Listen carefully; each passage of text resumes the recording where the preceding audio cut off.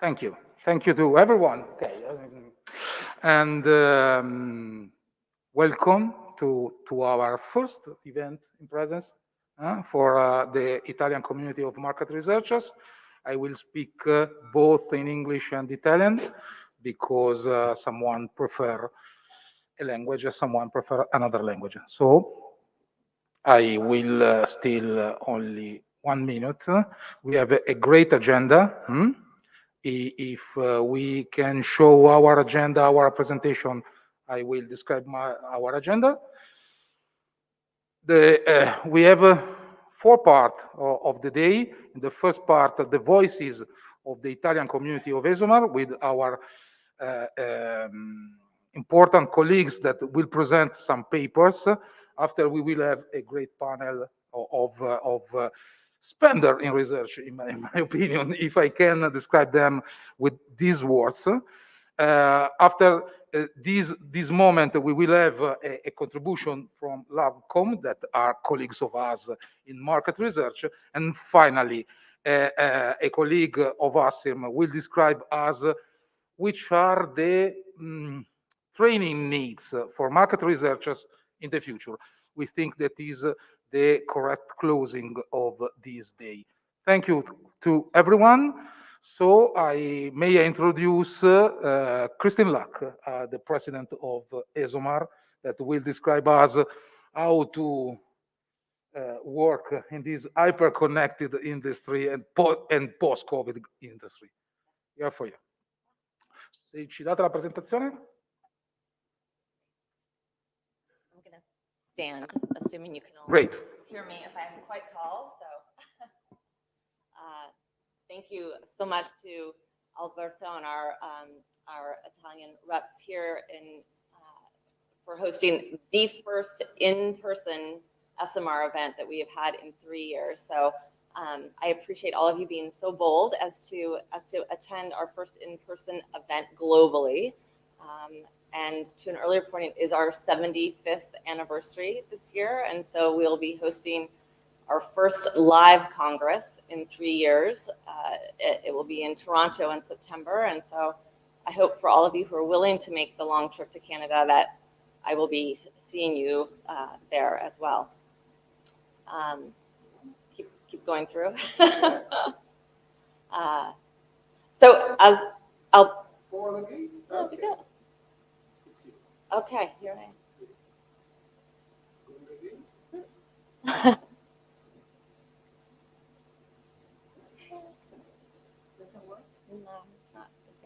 Oh, here we go. Okay. All right. As Alberto mentioned, our theme for today is around innovation and industry transformation. And I'm going to be sharing with you some insights, not just from my own consulting practice, but also from Esomar's data around a lot of the change that we're now seeing in the industry, because we live in a much different world now post-pandemic. We're much more connected, which leads to much more multiculturalism and collaboration, we think, globally. And so I'm going to share with you just a few of the trends as an opener for the day before we move on to other presenters. I think many people are surprised to hear that after 2 or 3 years of lockdowns, of not being able to go anywhere, of economic struggles, that we could be experiencing what is called a post-pandemic boom. And do I need to speak louder? What's interesting about periods following disasters or other types of downturns like a pandemic is that generally we see a pretty rapid recovery. And the slide, or I guess the graph on the left, was an estimate of GDP increases a year after the pandemic. And The Economist in this instance was right in some ways. We did see rather large recoveries in the United States and in Canada, Japan. What's really surprising is actually the country that rebounded the fastest was Turkey, followed by China.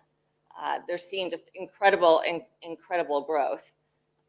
I think one of the things that if you look historically back on periods of turmoil like the one that we just went through, is that when we come out of a time like a pandemic, is that people take more risks and they expect more of their employers, as we're seeing now, but also of their politicians. And so historically, we've shown that growth almost always follows a period of disruption.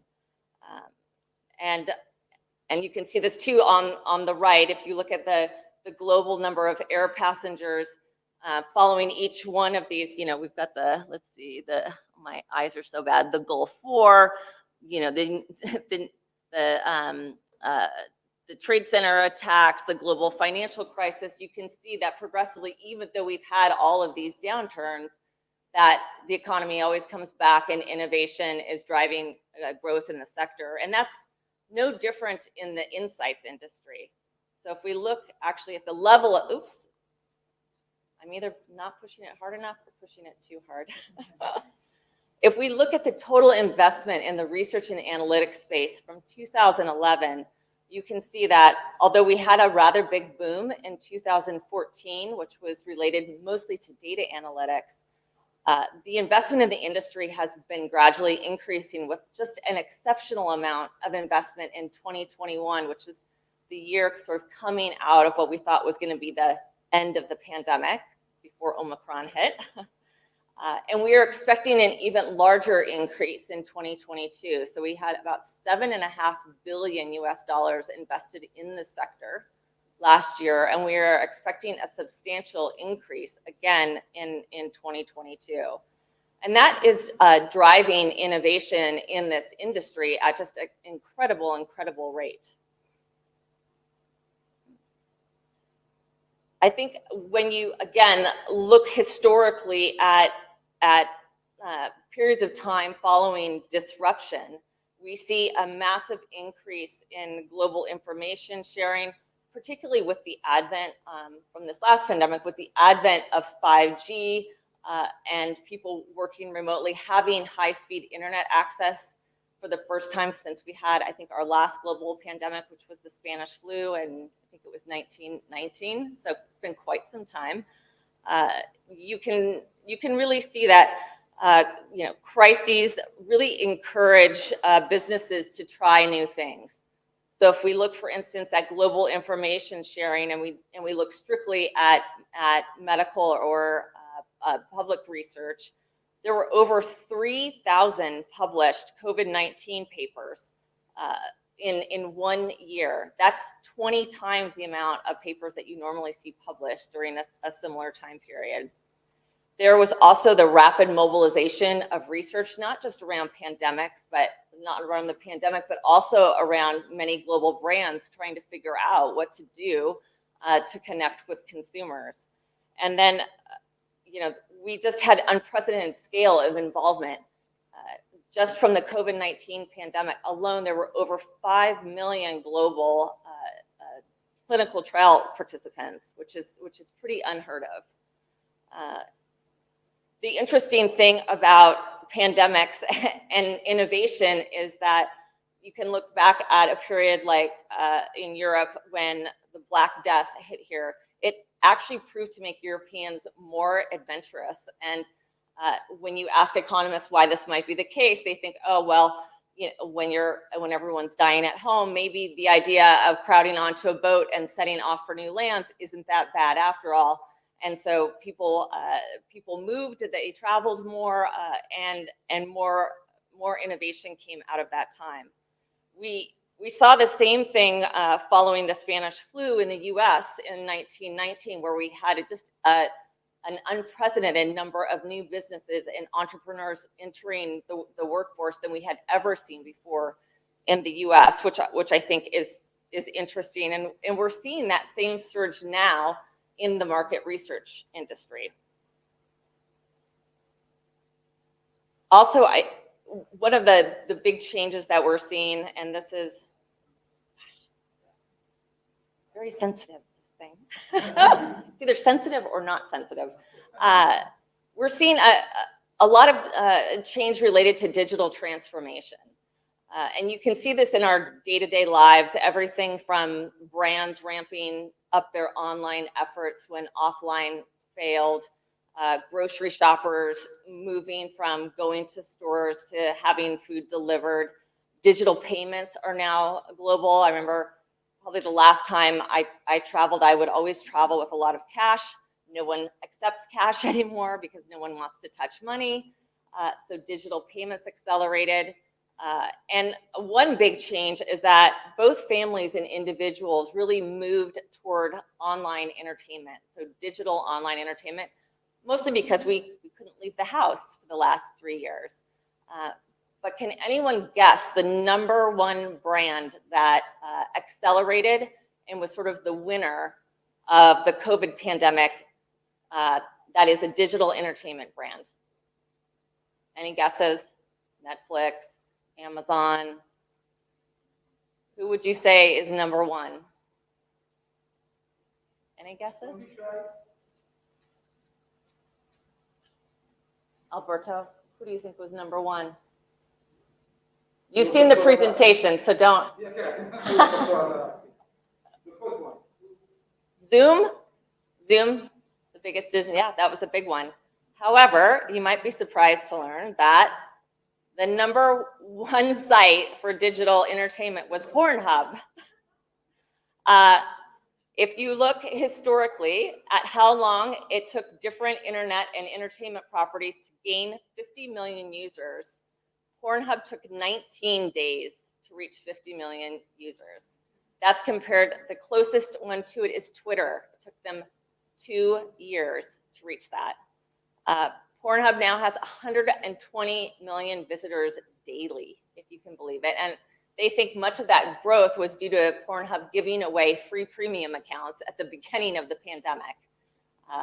I think it's also one reason why many employers now want their employees to come back into the office full time, which I'll talk about in just a moment. So digital transformation is not just impacting our day-to-day lives, but it's also, of course, impacting our industry in substantial ways. Here we go. And I wanted to just share sort of how we're seeing the ongoing evolution of the research industry. So we have gone from, here we go, data scarcity, obviously, to data abundance. We have so much data available to us now than we ever had before at any time, and I've been a researcher for 25 years. We've gone from asking all questions to also observing and listening. It will come up. There we go, observing and listening. We've gone from analyzing data to synthesizing. So we're not just looking at primary research data, but we're synthesizing multiple types of data to get to a more holistic understanding of what's going on with a product or a brand. And we are moving from fact-telling, as you know, to storytelling. Storytelling is something we've been talking about for years now. And moving away from a focus on tactics, and this is very, very important, to more of a focus on strategy, so that as an industry, we can compete more effectively with big consulting. And as I mentioned earlier, this digital transformation is also changing how we work really fundamentally. I know just mentioned, now that the pandemic is subsiding, there is a real push to get people back into the office. And employees are resisting that in many cases. And I'm having many discussions with CEOs around the world, sort of talking about how the way that people work has changed, and if office work and for knowledge workers perhaps isn't a fundamentally broken model. So if you think about traditional office work, it's based on the factory as an office model. So prior to white collar jobs, we had more of a manufacturing economy where everybody came into a factory every day. You worked together collectively to make a product, and then that product was distributed. When we pivoted in many cases to knowledge work, we kept that factory as an office model, meaning that Everyone gathered in the same office space to be closely supervised, and it also gave us access pre-computers to things like filing cabinets and being able to work together collaboratively. That's changed now dramatically, obviously, with the advent of the computer and with high-speed internet access. There were many companies like Yahoo, for instance, who experimented with hybrid remote models 10 years or more ago, and then pulled back from that because they realized that having people work remotely was more than just giving them a laptop and an internet connection. And so now, as an industry, we are in this very, very interesting period of time where many CEOs and executive teams are trying to decide, are we going to bring employees back into the office full time, or are we going to allow them to live and work from wherever they choose? Maybe that's in their country of origin, or maybe that's in a different country. And it gives rise to this idea of remote work and a remote first mentality for businesses. So there's basically two types of mentalities: remote first or office first. In an office first mentality, you're only able to hire in the radius of your office. So everybody is going to gather in the office. They're all going to work from an office location every day, and you're restricted to hiring, only in the radius that people are willing to travel to get to that central location. In a remote first environment, you might have clusters of people grouped in different areas around your country or even around the world. So you might have a sales and marketing team in one location, a technology team, or people might all be working remotely, and they might just get together on a periodic basis. Maybe that's once a month or once a quarter. And the benefit to a remote first approach is that you can literally hire the best talent from anywhere in your country, or in some cases from anywhere in the world, as we're now seeing many companies doing. And in a knowledge work-based environment, the value of your business is your employees. So if you have the smartest employees and the smartest knowledge workers, you're going to beat your competition every time. So if I, for instance, have a remote work staff, and I'm hiring the best talent from around the world, I'm going to beat my competitors every time who can only hire within the radius of their office. So it's an interesting model, and one I think that we'll continue to discuss as an industry and sort of see how this evolves over a period of time. But certainly it's changing, I think, the way that we work, and it's also changing a lot of our revenue and our profit models within the industry, which is really important to, obviously, the amount of investment that we see coming in. And so, the pandemic, it's not just changed the way we work, but it's also changed the ways that we conduct research. And so these are some industry trends that we're paying very close attention to at Esomar. The first is the obvious rise of qualitative technology, which will come up on the screen. There we go. The continued surge of qualitative technology. Many of us, myself included, were very resistant to using qualitative tech because I love face-to-face experiences. But clearly through the COVID pandemic, we had to adopt new ways of doing things, and qualitative technology was one of those. And now that many people have made that pivot, they're reluctant to go back to face-to-face, not just because of the ease of conducting that type of research online, but because it has higher profit margins generally. The next is that we do expect that primary questions research will continue to decrease. And by that, I mean, we now have so much access to behavioral data that really tells us what people are doing and is generally more accurate than self-reported data. And so as researchers, then we really need to focus on the why. Why are people doing certain behaviors, instead of spending so much time asking what they did and hoping that their reporting of their own behavior is accurate. We do think that there will be a continued increase in mergers and acquisitions and investment coming into this industry, as I mentioned before. There are some obvious skill shortages. I don't know what the hiring environment is like in Italy. In the US, it is very, very competitive right now. it's very hard to hire enough employees. Almost every firm I know is hiring. There's tremendous growth going on in the industry, but lots of skills shortages, particularly around data science, AI, and data automation. Those are skill sets very highly valued that we're struggling to recruit for. And then, of course, insights fully integrated with business intelligence. We're seeing more and more of this on the brand side of research, where the insights function is now within the marketing function and oftentimes integrated with business intelligence, because we're looking at multiple types of data. We're not just focused on primary research data anymore, but again, we're tasked with really synthesizing data across a number of sources. And then the last trend that I really want to drive home is there was a presentation at the last in-person Esomar Congress we did in Edinburgh, and Chris Burgrave was one of our keynotes, and he had a statement in his presentation that researchers need to think like a CFO and present like a CMO.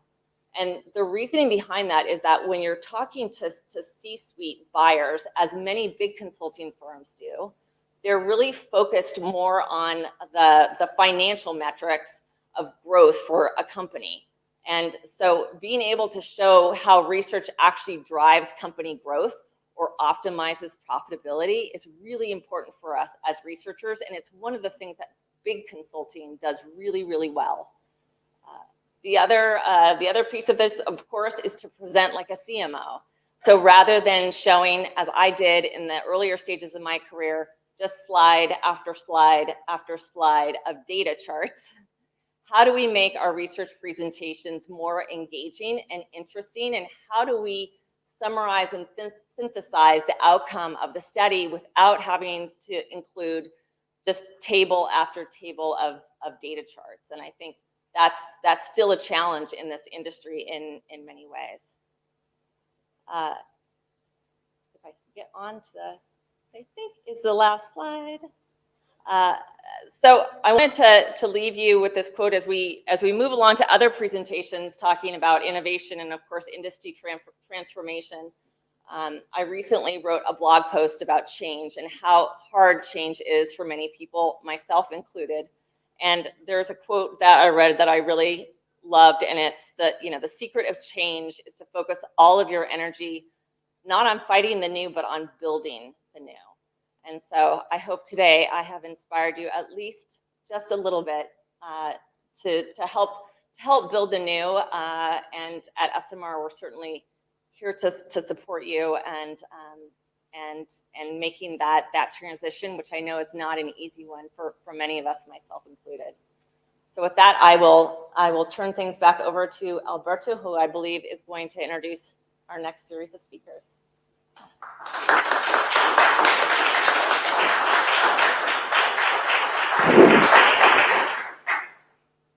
Okay, in an hyper-connected world, we have some problem with remote control. Switcho su un'altra lingua. Grazie Kristen, grazie Rossella. Oggi, in questo momento, è il momento della comunità italiana di Esomar. Sono felice di invitare sul palco virtualmente, perché è connessa da remoto, la nostra collega Laura Cantoni. Ciao Laura, spero che tu ci veda, se dici qualcosa ci senti e ti lasciamo la parola. Sì, sento benissimo, spero che mi sentiate anche voi, un saluto a tutti, mi spiace essere qua per questione indipendentemente dalla mia volontà, grazie per questa opportunità di presentare un lavoro diciamo abbastanza complesso, anche se i risultati sembrano diciamo semplici, che abbiamo fatto, e un saluto particolare a Christine, che mi spiace di non poter conoscere di persona, e spero comunque ci sarà un'altra occasione. Ecco, questo studio è stato commissionato da uno strano cliente, cioè data diciamo in generale, no, quello che succede nel nostro business, dal consorzio di tutela dei vini del Gavi, per capire come i diversi consorzi italiani parlassero ai loro vari stakeholder attraverso i loro siti. Rientro in quello che diceva Cristina parlando dei cambiamenti del nostro mestiere. Questa non è una presentazione che riguarda i tool in particolar modo il digital, ma proprio gli obiettivi della ricerca, nel senso che si parlava dall'asking all'observation, e in effetti questa ricerca è stata fatta attraverso un'analisi di osservazione, no? Basata sulla semiotica, quindi invece di osservare delle persone abbiamo osservato 21 siti di consorzi sullo storytelling, perché noi ci siamo occupati di come questi raccontano il loro essere, la loro identità, e poi il passaggio, diciamo, dalle tattiche alle strategie, perché questo studio vuole essere un aiuto a migliorare la comunicazione sulla internazionalizzazione dei vini. Ecco, qui vedete i consorzi che sono stati studiati, quelli che erano nella short list di un premio che il consorzio Gavi sviluppa tutti gli anni, e con altri che avevano vinto questo premio negli anni precedenti. Vediamo un attimo che cosa è successo. Ecco, questa è una prima mappa di key findings, come ci sono normalmente nel nostro lavoro, che ci dice cosa abbiamo fatto. Cioè noi abbiamo identificato alcune variabili che erano presenti un po' in tutti questi siti, abbiamo visto come si declinavano diversamente e sono emerse 4 tipologie di siti diverse l'une dalle altre, ma molto coerenti e coese all'interno, tanto da poter essere anche applicate a tutti gli altri siti partecipanti al premio, che sono un centinaio, mentre appunto noi ne abbiamo analizzato, fra virgolette, un campione, anche se è un'espressione non particolarmente diciamo corretta in questo caso. Comunque i siti sono i promoter, i valorizzatori, i funzionali sistemici. Adesso veramente abbiamo poco tempo, questo è un summary e cercherò velocemente di presentare i principali risultati, segnalando le differenze soprattutto tra le variabili, in funzione poi di arrivare a come si comunica l'internazionalizzazione dei vini italiani, che come voi sapete è una parte importantissima della produzione del vino.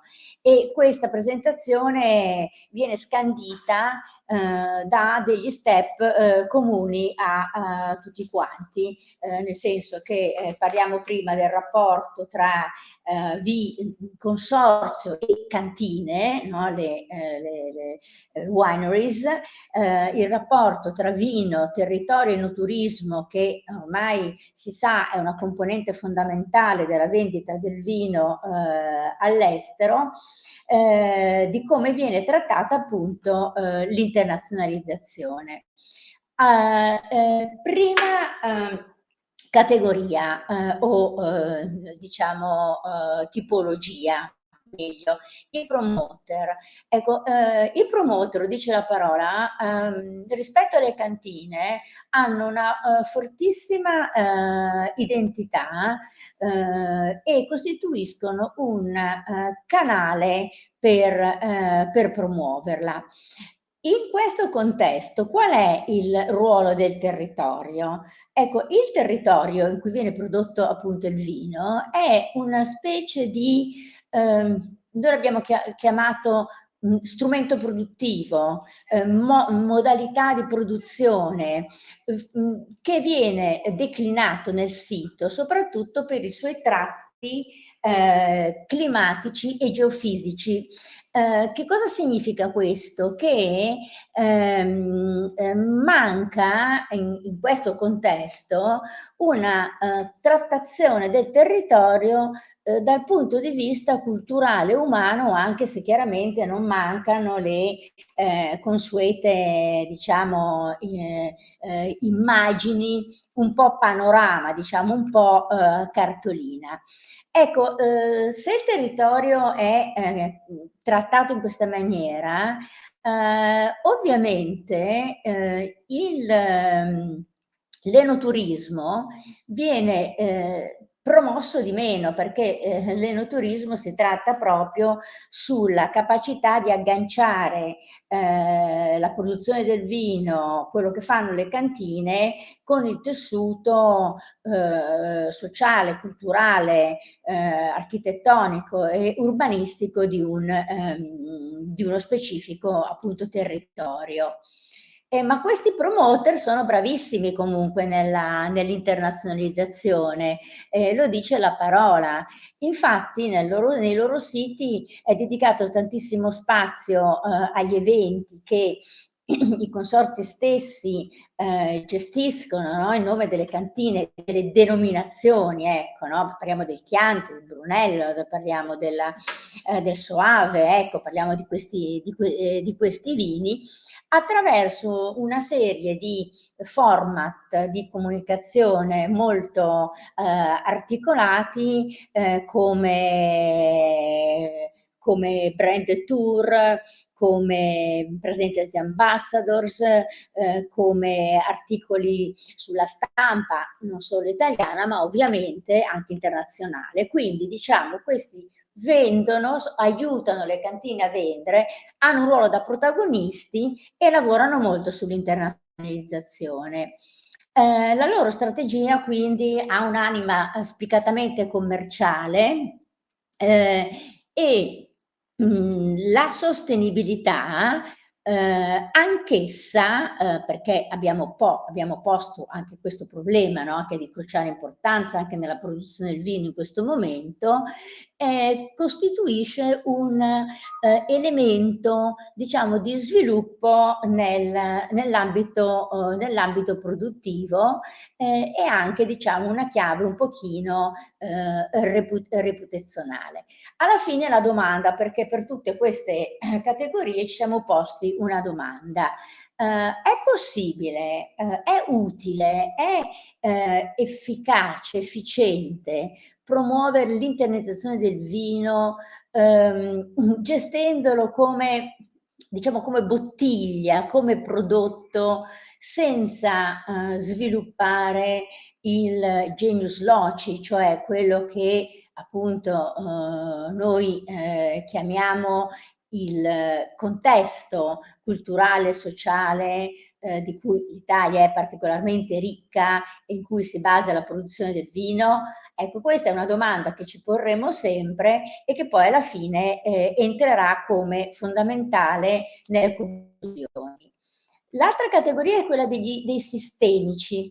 I consorzi sistemici hanno un ruolo un pochino più bilanciato rispetto alle cantine, anche se emerge comunque come protagonista, con una fortissima identità. In questo contesto, contrariamente a quelli di prima, il vino è raccontato insieme al suo territorio, proprio dal punto di vista socioculturale oltre che economico, e quindi c'è uno strettissimo collegamento, come se veramente ci fosse una mission comune tra consorzio cantine e vino, produzione del vino e territorio. Ovviamente da queste premesse si deriva che c'è una notevole intenzionalità ed effettività nel promuovere l'enoturismo. Però che cosa succede? Succede che in questa fortissima consapevolezza del consorzio di sé come diciamo organizzatore, no? delle cantine, c'è una fortissima localizzazione, c'è una fortissima un po' chiusura in questo mondo un po' dorato, senza che molta attenzione sia posta al mondo esterno, tanto che la parte delle notizie, delle informazioni è pochissimo legata all'internazionalizzazione e è invece molto legata ai fatti locali. Noi l'abbiamo quindi chiamato atteggiamento inbound, cioè l'obiettivo è di accogliere certamente turisti e anche operatori internazionali nel territorio, ma si è un pochino più restio di là e poi dalle motivazioni, perché noi non siamo entrati chiaramente negli aspetti motivazionali, ma negli aspetti diciamo di contenuto, no? Informativi e di messaggio, invece di pigliare e andarli a trovare. Quindi sostanzialmente la strategia che emerge è quella di un'enorme valorizzazione delle cantine in una strettissima connessione con la produzione del vino e dell'ambiente in cui il vino si produce, ma non solo. La sostenibilità è uno dei pochi casi in cui è strettamente integrata nella mission del consorzio. Quando ne parliamo di mission parliamo anche di valori, di dover essere, non parliamo soltanto diciamo di elemento definibile a partire dal processo produttivo. E qui compare la nostra consueta domanda, no? Si può associare una diciamo valorizzazione, no? Del locale senza però aprirsi all'estero? Può essere efficiente per garantire un buon successo della denominazione. Ecco la terza tipologia, che è quella dei consorzi funzionali.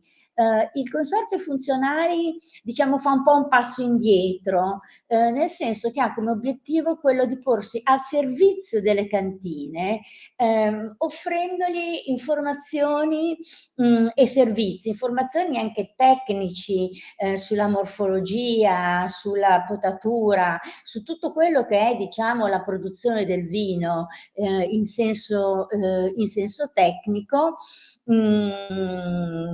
cercando di creare la competenza più raffinata possibile. Quindi qual è il valore del territorio? Il valore qui del territorio, più che dalla sua propria identità, no? Storico-culturale, nasce proprio dall'essere l'effetto della coltivazione grazie a tutte queste esperienze che vengono accumulate, ma guardate anche grazie all'apporto di strutture universitarie e anche tecnici di chiara fama. Ovviamente questa concentrazione sulla produzione e sulla crescita professionale delle cantine inevitabilmente risulta in una scarsa attenzione a promuovere l'enoturismo, che viene in pratica delegato alla buona volontà delle cantine. Ovviamente una struttura che si pone un ruolo tecnico, no? Tecnico proprio di tutorship tecnica, non avrà tanto in testa la mission dell'internazionalizzazione. E quindi questa promozione è abbastanza limitata. Allora, in sintesi, qua abbiamo una dedizione totale alle cantine, che però dal punto di vista, poi noi abbiamo studiato chiaramente anche gli stili, e che qui di cui non possiamo parlare, no? Perché è una parte dell'analisi semiotica molto complessa, però diciamo che in questi casi abbiamo una specie di crescita dalla focalizzazione sulla cultura contadina sviluppata e fatta evolvere dalle competenze del consorzio con immaginario del vino. Ok, andiamo avanti. L'ultimo aspetto è quello degli valorizzatori, in cui loro si propongono di valorizzare tantissime le cantine, facendo retrocedere un pochino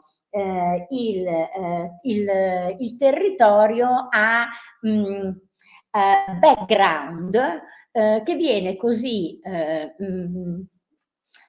valorizzato come turismo to cure, ecco, non come enoturismo.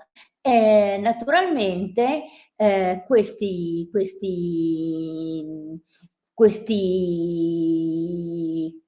origine localistica anche qui prevale sull'aspetto internazionale.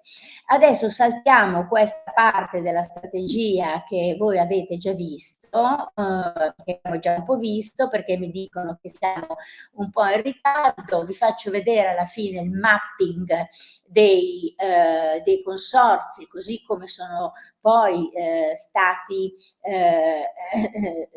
sì, Laura, cosa fai in un minuto per cortesia?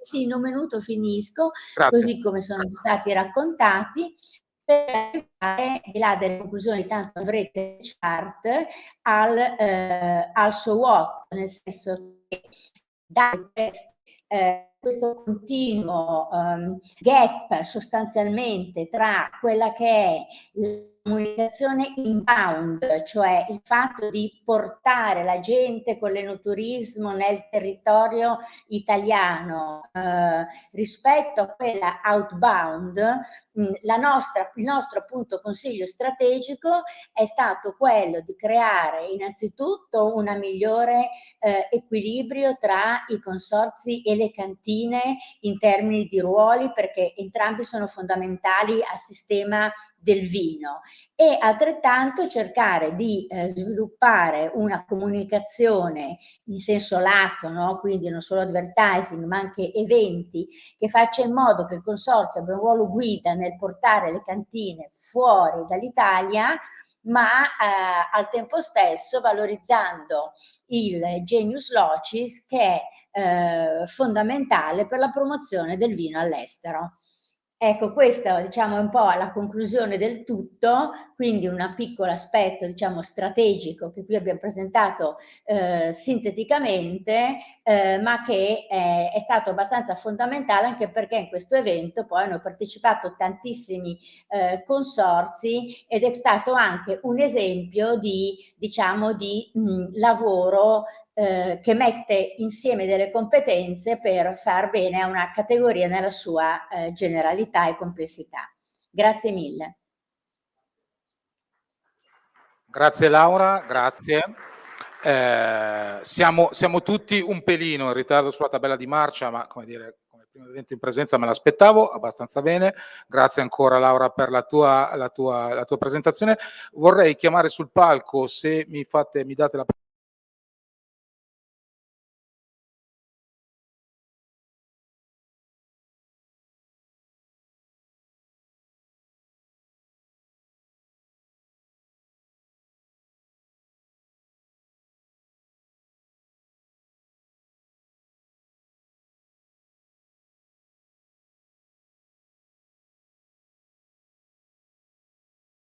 minuti, Roberta, è tutto tuo. Ti consiglio di puntare verso in fondo a sinistra il telecomando perché così potrai muovere meglio la presentazione. E se ce la fai a stare nei 12 minuti anziché nei 15, mi aiuti? Vediamo se Grazie. riusciamo. Mi sentite? Ok, forte e chiara, bene. Volevo sapere se sentivate anche me, collegato ovviamente da remoto. Massimo Massagrande, piacere, buongiorno a tutti. Perfetto, io direi, Massimo, darei la parola a te che vuoi introdurre Sì, il lavoro. Io reifico Elma, ovviamente Massimo è lontano, ma ci condurrà, faremo questa presentazione a due voci. sì, cercheremo di avere, non preoccupatevi, un ritmo calzante. Io mi scuso perché in realtà dovevo essere con voi lì in presenza, purtroppo il Covid mi ha, oltre che non permesso di tornare in Italia, diciamo, obbligato a un collegamento da remoto. E quello che andremo a vedere quest'oggi, saluto tutti i colleghi di Esomar, mi fa molto piacere tra l'altro tornare a un momento di confronto e di incontro con Esomar dopo appunto questi 2 anni un po' più complessi. Oggi andremo a vedere fondamentalmente un nuovo modello di ricerca creato da Elma che è appunto un'agenzia che lavora in un settore molto specifico, quello della salute, e che si declina in 2 realtà, quella dell'ambito delle ricerche di mercato con Elma Research, ma è anche una realtà che fa formazione e educazione con Elma Academy. E quello che andremo a proporre è un nuovo modello di ricerca che si basa e che risponde fondamentalmente ad un cambiamento nel modello di business che ha colpito, diciamo, negli ultimi anni la nostra industria. Fondamentalmente le aziende farmaceutiche proponevano una informazione medico-scientifica attraverso una comunicazione che si basava sulle caratteristiche dei farmaci che erano presenti in una specifica area terapeutica, quindi potevano parlare fondamentalmente di efficacia, di tollerabilità, di effetti collaterali, eccetera. Questo modello di business oggi, anche dovuto al fatto che si parla sempre di più di patient centricity e quindi di una nuova comprensione da parte delle aziende farmaceutiche, il medico che storicamente è l'interlocutore di queste aziende, oggi non può essere considerato l'unico stakeholder di riferimento, perché in realtà il vero utilizzatore poi di questi farmaci è il paziente. Quindi è pur vero che non può essere fatta una comunicazione al paziente perché esistono delle regole che appunto regolamentano il tipo di informazione e di comunicazione che le aziende possono fare e mettere in atto.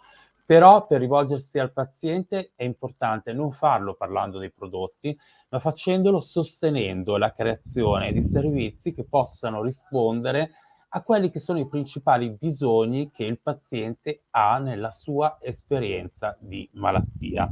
Quindi diciamo che da un approccio legato al medico e un approccio diretto sul medico ci stiamo spostando verso un approccio che includa non solo il medico come stakeholder, ma anche i pazienti, ma anche la popolazione in generale, ma anche le associazioni pazienti che operano in quell'ambito e che forniscono un importante supporto alle persone che vivono l'esperienza di una malattia. Quindi oggi è sempre più importante per le aziende non solo proporre un farmaco, ma proporre dei servizi che rispondano a dei need specifici. Roberta, quindi cosa abbiamo fatto?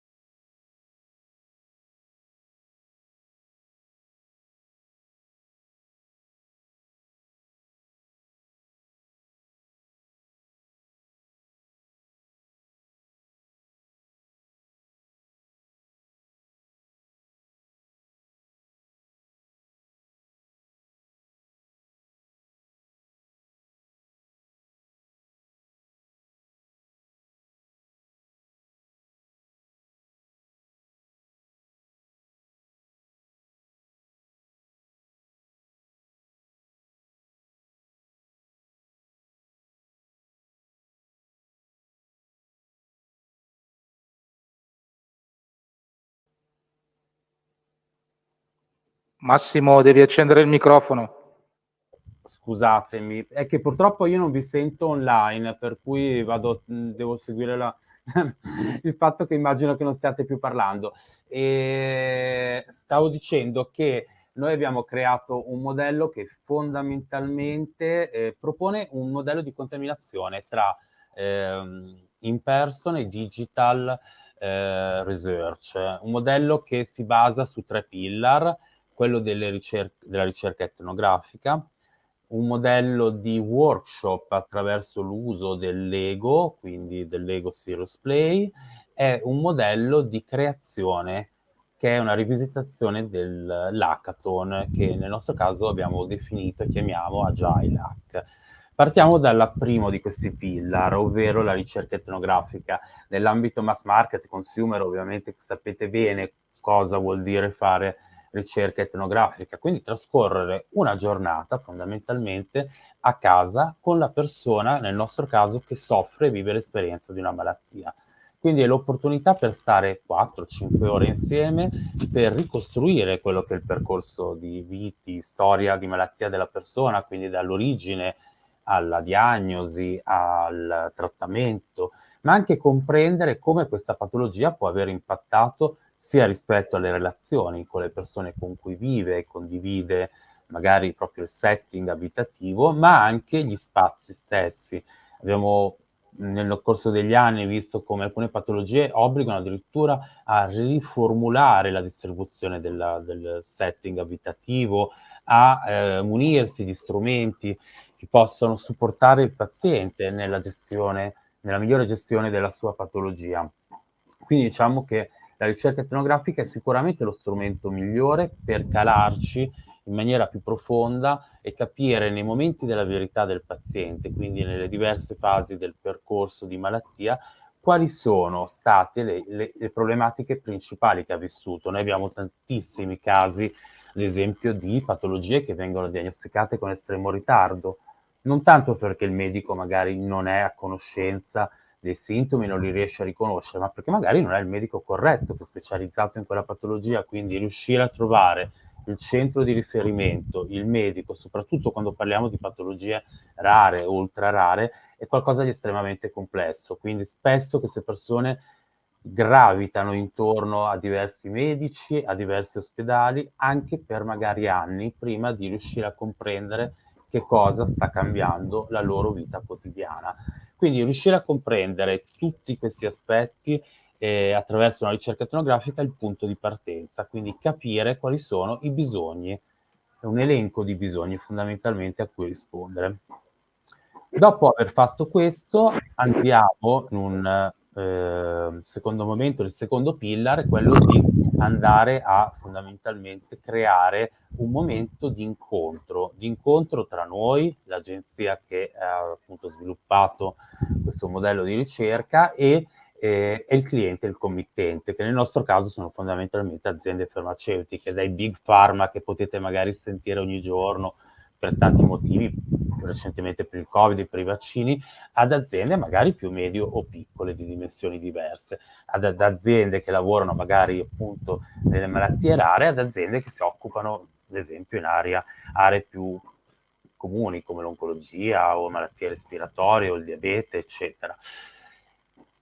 Per questo tipo di restituzione, che è un momento molto importante perché è il momento in cui fondamentalmente andiamo a fare una classifica di questi need, andiamo a comprendere qual è la gerarchia di importanza, che cosa è prioritario andare a soddisfare, quindi quale servizio è più importante andare in primo ordine, in prima battuta a realizzare per poter soddisfare un need, ma allo stesso tempo quale need ha più senso per quel tipo di azienda, per la strategia, il business di quell'azienda andare a soddisfare in prima battuta. Quindi unendo un po' queste due variabili, che cosa è urgente fare e che cosa è più coerente con la strategia dell'azienda, andiamo a definire quei 2-3 elementi chiave su cui poi lavoreremo. Lo facciamo attraverso una metodica che probabilmente molti di voi conoscono, che è quella del Lego Serious Play. Perché scegliamo questo metodo? Perché il Lego Serious Play fondamentalmente permette di giocare con le mani, di costruire attraverso dei mattoncini delle rappresentazioni simboliche, emotive, che possano però mettere intorno a un tavolo stakeholder magari che hanno all'interno dell'azienda un ruolo diverso, perché ci sarà chi si occupa di marketing, chi ha un'impronta più medica, chi si occupa dell'accesso dei prodotti all'interno dei registri, dei formulari, chi si occupa invece di patient advocacy, quindi riuscire a dare e a raccogliere il parere di tutti con un approccio democratico. Non ci sono le gerarchie, ognuno può essere libero di esprimere le proprie opinioni e di riuscire a definire, ad arrivare a un valore comune, quindi scegliere insieme quali sono gli elementi veramente comuni di impatto. Dopo aver fatto questo tipo di approccio, quindi di metodologia attraverso il workshop, ridò la parola a Roberta che ci presenta come poi si andrà a declinare il need in un servizio. Ecco, sì, mi piace aggiungere a quello che ha detto Massimo, in quest'ottica di contaminazione, come la ricerca etnografica ovviamente può, come dire, essere fatta in tanti modi, si può andare con le persone, si può stare con loro, si può coinvolgerli attraverso video, attraverso una comunicazione che invece è più prettamente digitale. Ci piace pensare che ci siano dei momenti invece in cui non è importante il come raccogli le cose, ma il come le fai, no? E quindi il workshop di Lego Sirius, secondo noi, porta ad un elemento di concretezza, perché il pensare con le mani effettivamente sposta la modalità di pensare, no? E quindi questo oggettivamente è proprio molto Phigital, non so come dire, perché è il digital nel vero senso della parola, cioè dove usiamo le nostre mani per digitare sulla realtà e costruire questi mondi. Quindi ci piace quest'idea della contaminazione. L'Agile Hack, a conclusione, diciamo, di questo percorso, in realtà ha a che fare un po' col digital, perché ruba questo approccio al mondo effettivamente del mondo informatico. L'hackathon nasce e anche prende il nome da eventi organizzati proprio in ambito informatico, che vede la presenza di programmatori, di designer, di strutture di app piuttosto che di altri oggetti digitali. A noi piace l'idea e la rubiamo e la mettiamo a terra in questa chiusura del processo. Ci piace quest'idea dell'Agile Hack come un momento, noi lo chiamiamo Agile perché ovviamente lo accorciamo, perché gli hackathon possono durare anche 7 giorni continuamente, giorno e notte, si dorme, si mangia, si sta sempre lì. Ovviamente nel mondo delle ricerche devi fare un po' un trade-off fra quella che è la reale possibilità di fare e il tempo che hai a disposizione. Però ci piace quest'idea della contaminazione delle presenze, no? L'hackathon ha proprio questa caratteristica di riunire attorno a un tavolo figure che hanno competenze diverse. Nel nostro caso noi riuniamo all'interno di questa giornata questa giornata di lavoro figure molto diverse fra loro, che sono i medici rising star, quindi medici proprio che operano e lavorano nella quotidianità dell'ospedale. Abbiamo i pazienti esperti attorno al tavolo, che sono, come dire, dei pazienti che hanno intrapreso un percorso di formazione, quindi che possono dare il loro contributo sia in quanto pazienti essi stessi, ma in quanto anche hanno imparato a come dire, dialogare col mondo dell'istituzione, col mondo delle aziende. I pazienti stessi, e poi aggiungiamo, come dire, un'iniezione di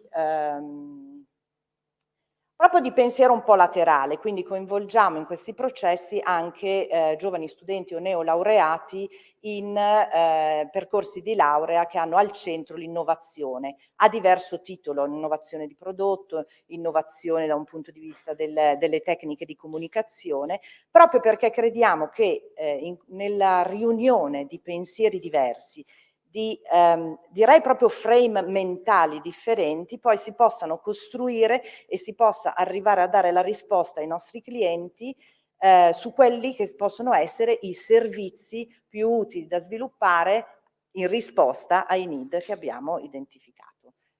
Bene, noi abbiamo concluso e vi ringrazio per l'attenzione. Grazie a tutti. Ciao Massimo, spero Grazie. di vederti al più presto dal vivo. Spero anch'io di tornare in Italia. Grazie. Ancora grazie, ancora grazie. Il ruolo del moderatore è a volte un ruolo difficile del vigile urbano, quindi senza por tempo in mezzo chiederei la cortesia di ridarmi la presentazione, per favore, e chiamerei sul palco i colleghi di Kantar. Stefanie, giusto? Corretto? E Walter. L'ambiente Esomar è un ambiente informal, così ci chiamiamo per nome, senza. Allora, vi chiederei di parlare in questo microfono. Accendetelo entrambi, sì. Per cortesia mi date la presentazione? Grazie mille. Questo è il telecomando, vi conviene puntare in là, perché secondo me l'antenna è da quella parte. Ok, grazie. Grazie a voi, anche a voi la raccomandazione, se riuscite a grattare 2 minuti ci aiutate tutti. Grazie mille. Buon pomeriggio a tutti. Allora, cominciamo. Comincio bene. Infatti. Allora, adesso vi parliamo di ricerca, diciamo del futuro della ricerca e del suo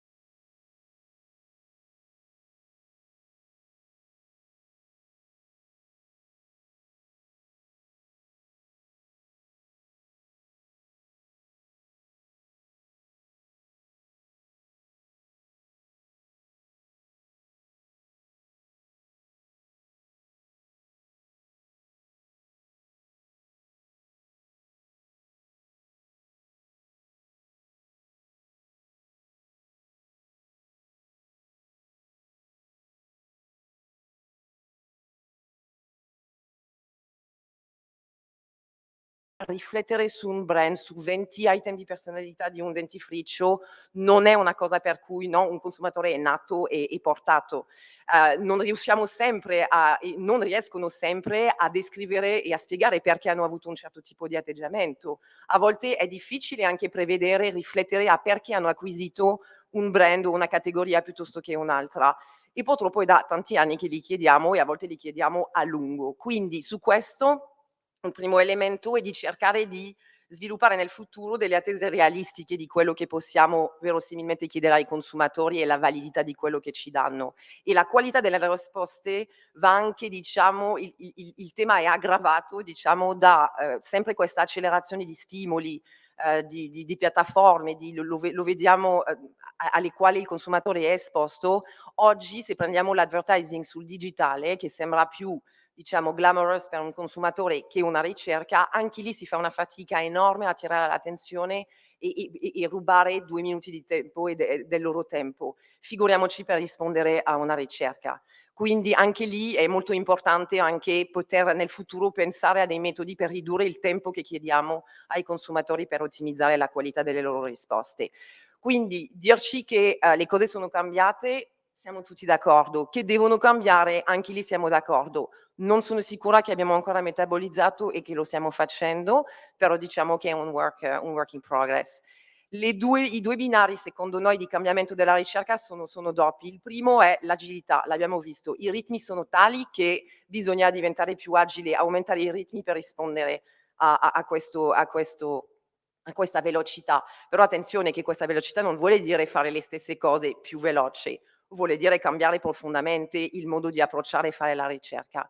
Il secondo elemento invece, che lui è più astratto, diciamo, è il mindset. Dobbiamo cambiare il mindset, l'approccio di come facciamo la ricerca, perché questo deve cambiare sia da un punto di vista di chi fa la ricerca, ma anche di chi la compra, perché se non lo facciamo insieme questo passaggio non riusciremo a evolvere. E su questo cambio di mindset passo la parola a Walter.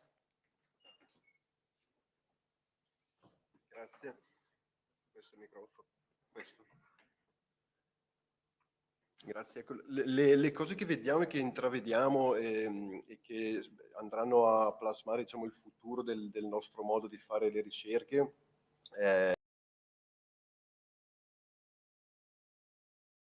quello che è survey based ed è un aspetto anche che è stato ma questo dovrebbe essere questo, giusto? No, Questo a sinistra. No, parla questo. Parla in questo senso. Sono elementi che sono emersi e sono stati sottolineati molto bene anche nella parte introduttiva iniziale, no? Ci sono molte altre modi di accedere ai dati oggi e la parte di diciamo survey based quindi è un trend che la vede, diciamo, in diminuzione in termini di peso e di importanza. Le fonti di dati sono tante e quindi continuare a chiedere ai consumatori, e abbiamo visto, no, la disponibilità anche da parte loro a partecipare a quello che magari qualche anno fa era una cosa normale, oggi è sempre più difficile, soprattutto in alcuni paesi non si riescono più a fare survey, diciamo, con lunghissimi questionari, eccetera, eccetera, per cui ci sono fonti alternative e per salvaguardare anche la sostenibilità delle survey è veramente indispensabile che il loro peso si ridimensioni. E poi l'altra componente grossa, diciamo, è un po' il ruolo che abbiamo sempre dato alla parte di testing, dove, diciamo, attraverso, diciamo, una snellimento, no? Una riduzione dell'importanza della parte survey, automaticamente significa che il ruolo della survey deve diventare a supporto e funzionale a far sì che un processo di marketing possa beneficiarne in termini di rapidità, efficienza, ma senza diventare una parte ingombrante sia economicamente che in termini di tempi, perché è meglio, come dire, fare un errore in tempi rapidi spendendo poco piuttosto che accorgersi dopo 3 mesi che bisogna ricominciare tutto da capo. Questo? La freccia destra. Ok. Quindi di fatto tra le varie cose che abbiamo visto anche nella parte iniziale, in linea di massima, per sintetizzare, diciamo, due componenti che apparentemente sembrano in contraddizione. di fatto stanno andando di pari passo e lavorano in modo sinergico. Da un lato la componente tecnologica che sta diventando sempre di più un cardine del nostro mestiere, e le piattaforme come il marketplace di Kantar, ma molte altre, hanno proprio questo natura, diciamo, di essere rapide, efficaci, avere comunque la solidità degli approcci, ma allo stesso tempo consentire in poco tempo e con costi accessibili di avere delle risposte. Ed è questo un po' il mix che sta facendo esplodere l'utilizzo di queste piattaforme, che sono già anche predisposte per un utilizzo in modalità self-service da parte dei clienti, anche se, detto tra noi, diciamo, al momento non è ancora così un'abitudine, ma se stiamo parlando di prospettive tra 75 anni probabilmente possiamo farcela.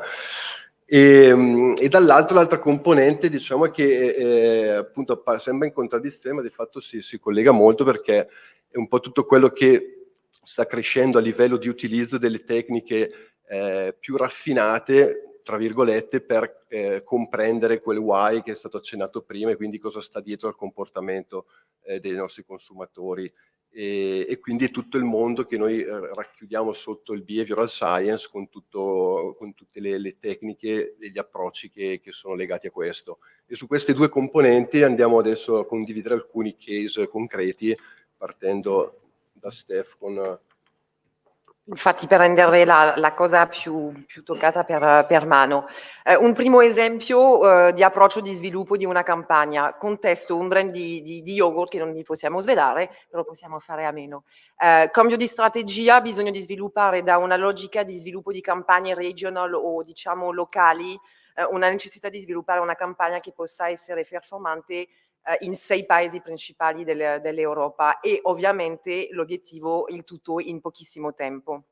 Quindi lì il lavoro che abbiamo fatto, appunto, come citava Walter prima, abbiamo sfruttato il nostro tool sulla nostra piattaforma Kantar Marketplace, che consente in 2 giorni, nell'arco di 48 ore, di aver avuto tutti i primi risultati sui paesi.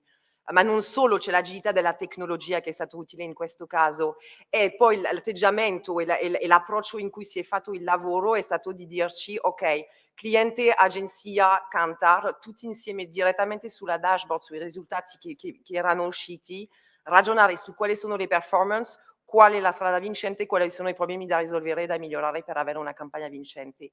Nell'arco di 4 giorni la decisione era identificata, la campagna e i punti di miglioramento. Next step sono stati risviluppati, ritestati con una versione ancora più snella, e i risultati erano molto convincenti. Quindi in questo caso non è solo l'utilizzo della tecnologia, c'è anche un aspetto molto umano di fiducia, di collaborare insieme e lavorare direttamente su dei risultati, su una piattaforma, senza aspettare i soliti processi e le n slide, no, che dovrebbero essere generate e prodotte su questo tipo di lavori. Molto velocemente mostrarvi, anche illustrarvi l'utilizzo, un utilizzo rilevante dell'artificial intelligence, perché rispondere al dilemma: l'artificial intelligence non rimpiazzerà sempre in tutti i casi l'essere umano, questo lo sappiamo, però ci consente in un quarto d'ora di avere dei risultati di stima di un ADV. In alcuni casi può essere molto rilevante di sfruttarli. I 3 esempi, i clienti più significativi che volevamo mostrarvi sono Google, con cui abbiamo testato 11.000 video in un mese, che ha concesso di creare dei meta learnings sulle varie categorie che ovviamente loro hanno sfruttato con i loro clienti. Coca-Cola, che comunica in n paesi del mondo, che ragionevolmente sicuramente testa con l'essere umano nei mercati principali, ma non può coprire razionalmente tutti i paesi a spendere soldi e a pretestare in tutti i paesi. Quindi alcune liste di paesi secondari, terzi, sono testati con artificial intelligence. O per finire il caso Unilever, che testava pochissimo, quasi non testava mai le sue campagne digitali, però ne vedeva i problemi di mai controllare la qualità. Ormai stanno testando quasi tutte le principali comunicazioni che vanno messe online, e oggi siamo già a 800 comunicazioni testate con loro. Quindi in alcuni casi, non per tutto, però in alcuni casi può proprio completare e ottimizzare infatti il lavoro con il dato.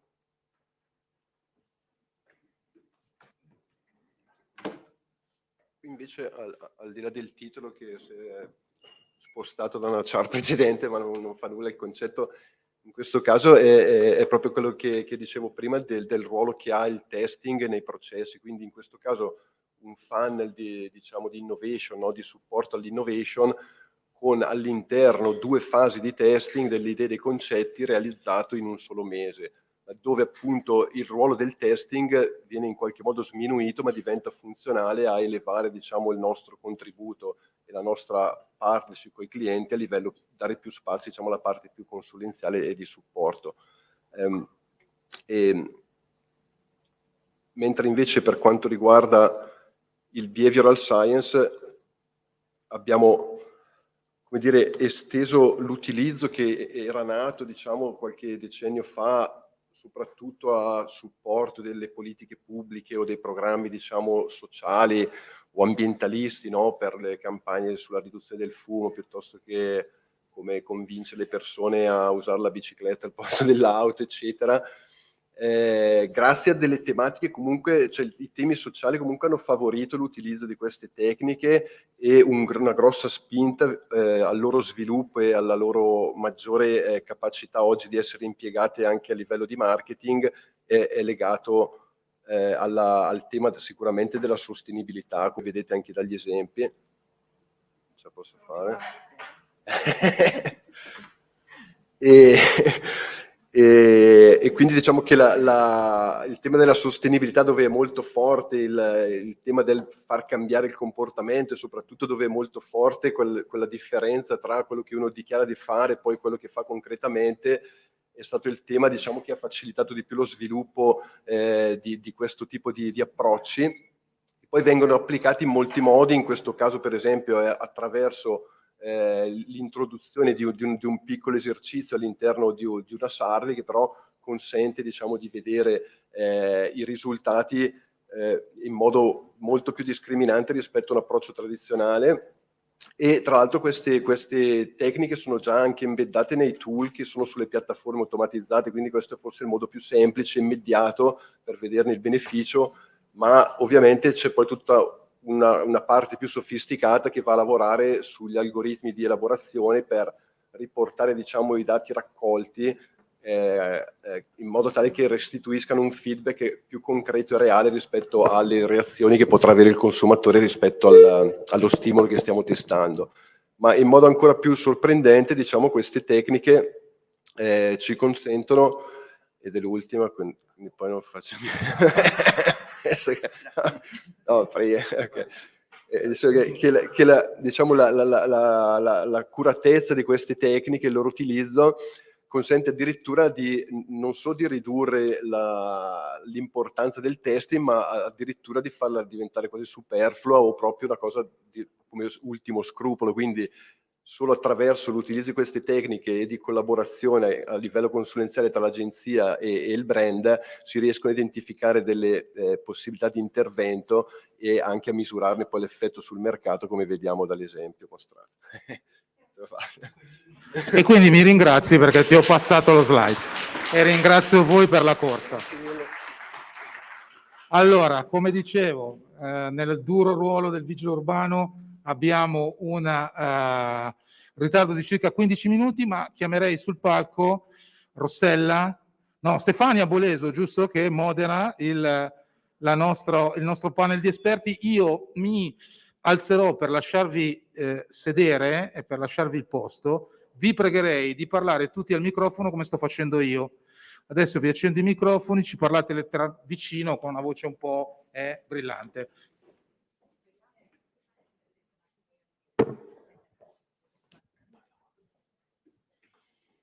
Okay, so I switched to English. I would like to present our moderator of this roundtable, Stefania Boleso, who is an independent marketing consultant, a former marketing manager for Red Bull, and she has a very long established performance and experience in the marketing field. And she worked with many companies, and she works also with us at LabCom, our research lab. And she is a teacher and a university professor here, an adjunct professor at Catholic University and also in Ulm University.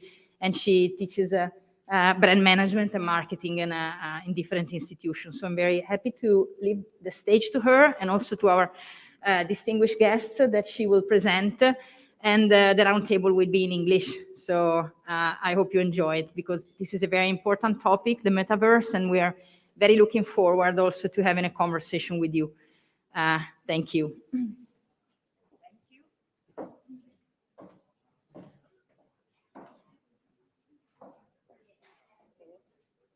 Hello, everybody. Please take your seat, and then I will introduce you to everybody. So, where I'm supposed to sit? Mirko, where do you want to sit? There? It's the same. Do you want me to sit there? But, Maybe yeah, it's fine. Yeah, it's much better.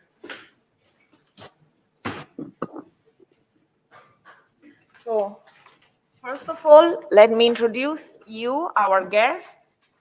We have Davide Sgherri, Head of New Business and Brand Partnership Department at Dolce & Gabbana. Nice to meet you, everyone. Then we have Alessandro Manunta. Nice to meet you, everybody. Senior Marketing Manager at the Heineken Company. We have, on my left, Mirko Bertola, Director of Sport at We Are Social. Hi, everybody. And live from New York, Luca Vergano. Luca, are you there? Well, Luca Vergano is the Head of Strategy at Elephant New York. Oh, there he is. I'm here. Can you hear me, guys? Yeah, perfect. We can. So, first question is, well, let's start with Davide and then Alessandro and then the two guys from the agency. Okay. How would you describe your experience in the metaverse as a company so far? What you have done? All right. We started our adventure in the metaverse through NFTs with a drop that we did last year in September 2021. A drop of 9 NFTs with physical and experiential redeem. That turns out to be an historical success, generating over $8.1 million. It started as a communication tool. Now it's becoming a proper division in the company. Actually, yesterday, we launched our second drop. That is a membership for the community of NFTs. 5,000 NFTs sold out in 24 hours. Kind of unexpected. The company is building a whole department that is focusing on building not just communication project through NFTs and this drop we've done so far, but also like amplifying the blockchain industry. So relating blockchain not only to communication, but also to sales.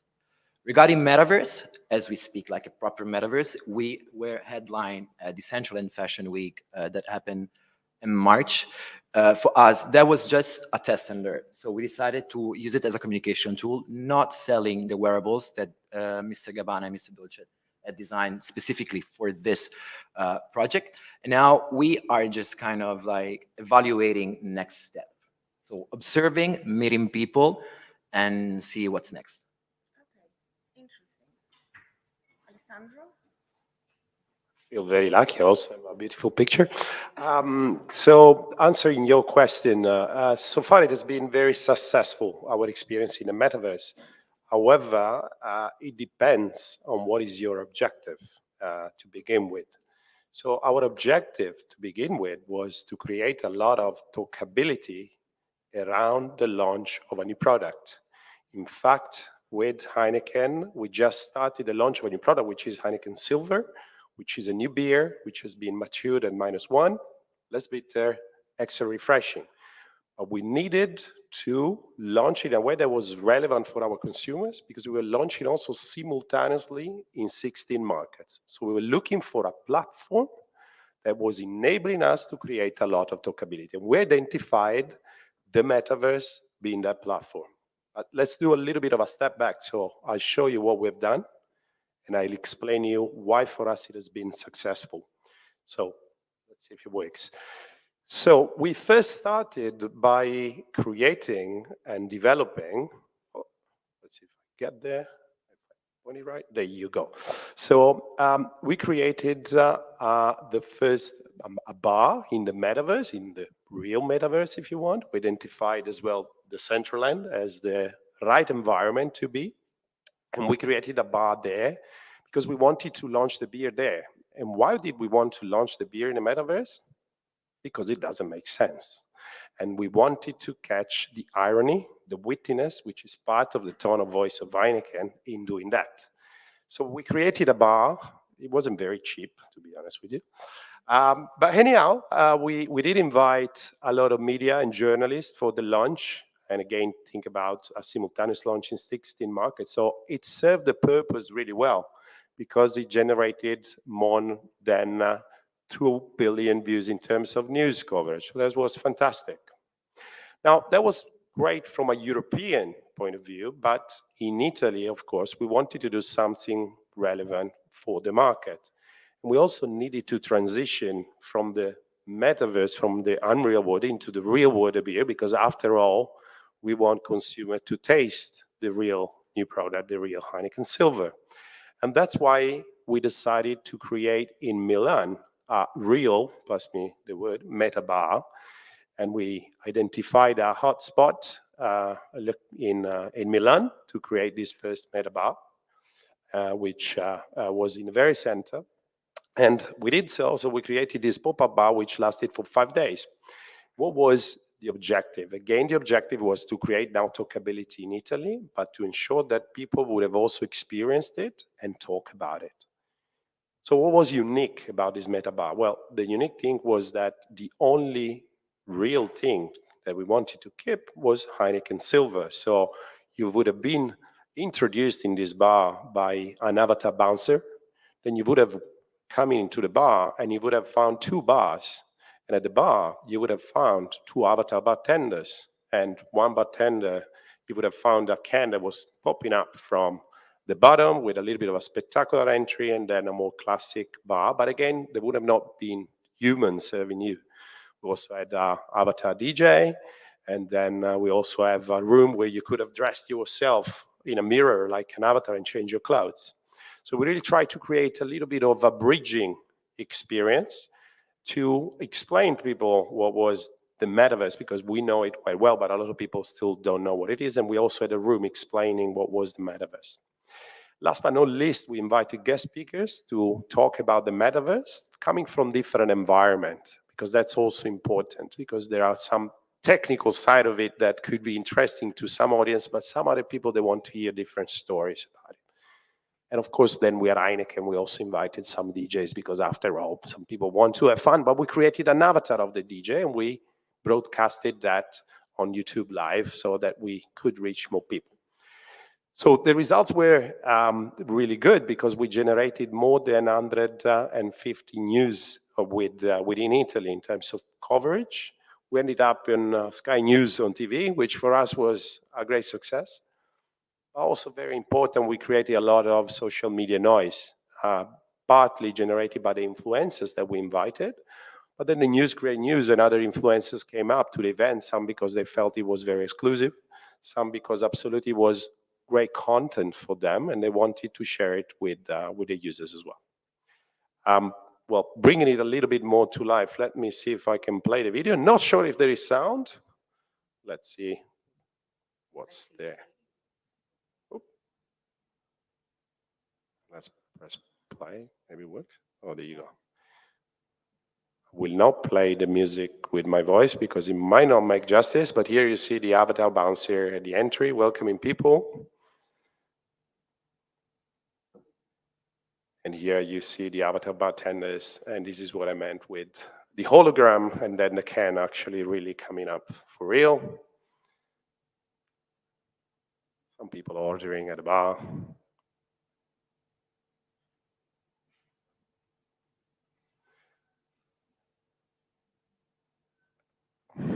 And here, of course, you can see, well, also the guest speakers, we created an avatar. I don't want to get too much into details, but we had the motion capture technology. So we were capturing the faces of the guest speaker. So you could also see their avatar talking. And of course, we wanted to provide a unique experience around that. And then, of course, you see the final part is a little bit the more high energy part. But yeah, so that was our adventure so far in the metaverse, and that's why it was quite successful. Okay, very interesting. Thank you. Mirko, what about you? I mean, any special projects you developed for your clients in the metaverse? Yeah, actually, first of all, thank you for inviting me today. Uh, I'm from We Are Social, and even the name of our agency, I mean, it's easy to understand how crucial it is for us to put, I mean, people at the center of every thought that we do, and every project that we try to come up with for all the clients that we have. And first of all, I would like to explain how and why metaverses, and we prefer to call them metaverses, not just a single one, because you know that we have different worlds. Not everyone is interconnected to the other one. Yeah, yeah, not exactly the same, because some of them is more linked to, I mean, collectibles. Some of them is more linked to, I mean, the experience itself. But we think that direction would be to have, I mean, just one metaverse where all the digital places that we have at the moment is trying to, I mean, get into. So Like the Zuckerberg idea. yeah, we think that it's not a randomic, I mean, sentence that my friend Mark was saying. But at the end of the day, the core message is that in these digital places, places for us, for an agency, are very interesting, because we are talking about, I mean, people giving the power to the people and the centrality of the people, and blabbing about that for a decade. But in these digital places, we do have the people at the center. Even the ownership, I mean, the co-creation is a matter of having a conversation with uh, between brands, platforms themselves, and the people involved, the users involved in these digital platforms. So at the moment, I think that the most difficult thing, and I want to, I mean, thank you for your experiences, is to deal with, for a brand, I mean, to deal with the lack of control that you have getting into these digital places. Because at the end of the day, you cannot be sure of everything. You can, it's not a situation where you can decide your, I mean, your brand image, the perception. You cannot check in real time the consequences of doing something there. So it's Alessandro was mentioning a test and learn approach, and I think that this is the best, I mean, approach, the best mindset that you could have get into this world. And we are talking about talkability for sure, but I think that the main point is to deal with this situation of lack of control, and to, I mean, accept the fact that you have to, I mean, give your brand to users, and you cannot decide anything about that. So it's pioneering to get into a metaverse, I think, for this reason. And I think that the main difficulties that we have is to, I mean, convince all the clients that we have that this could be risky. This could be, I mean, even, I mean, this lack of control is not something that is good to deal with. But it's, I mean, not the future, it's the new present that we have to deal with. So yeah, I'm not, it's not a bad, I think, because the digital world is going in this direction. So we cannot do the vice versa. We pass from a situation where the traditional marketing is a top-down approach. So we decide the brand image, and we try to deliver this brand image in the best way to the customers.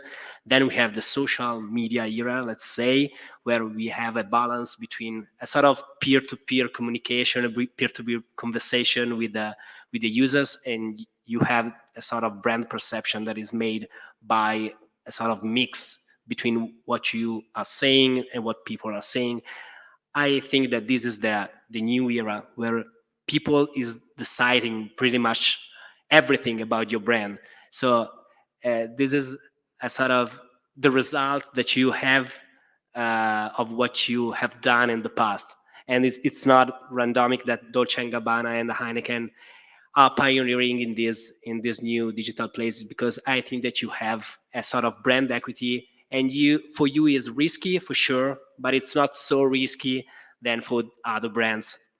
And we are developing many projects in this moment. I cannot spoil because of an NDA processes, but just to tell you that the main thing in this moment is to convince brands that this is the right route, even if it could sound a little bit risky at the moment.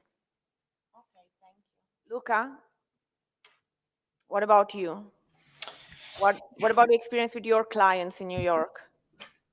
Yes, thank you. Well, first of all, congrats to D&G and Heineken. The projects were, and the results especially, were really interesting. I think, well, we tend to work a little bit more upstream, so less marketing, but more product and service design innovation with our clients like Apple or Comcast or Google. Not Google, but Google is our firm, sister firm, Huge. But our what I think it's really interesting is that the metaverse and all its the aspects of Web3 that have been discussed so far are so far discussed in very in terms of talkability, right? In very marketing, from a very marketing perspective. I think what is really interesting of the examples that have been provided so far are two things. One, that they both leverage to a certain extent the sense of scarcity. So trying to make elements that might not be perceived as luxurious as a beer. No offense to Heineken, it's a fantastic product, but beer is not exactly. It's a mass item. Make it look more interesting and talkable through the use of innovative technology, or commercializing the individual existence of people in these new platforms. And I agree with Mirko, there's not one metaverse so far. But that's where I think that the problem so far is with these innovation is that I look at it not just from terms of talkability, but scalability and feasibility in terms of mass adoption, right? That's when it will really make a difference for brands. And mass adoption will mean, most likely than not, one or two players winning in the providing the access to this metaverse. And then the question becomes, what will their financial model be, and how will brand be able to tap into it? Because there is obviously the risk of it becoming just another broadcasting channel, just like social media have become. So what is really interesting is how will the investment in the blockchain technology and the decentralization will empower everyone to have a stake in the metaverse, and how will the device play? Because I think the company that will own the metaverse, for lack of a better word, will be a company that owns devices, right? At this point, Apple or maybe Samsung own our pockets.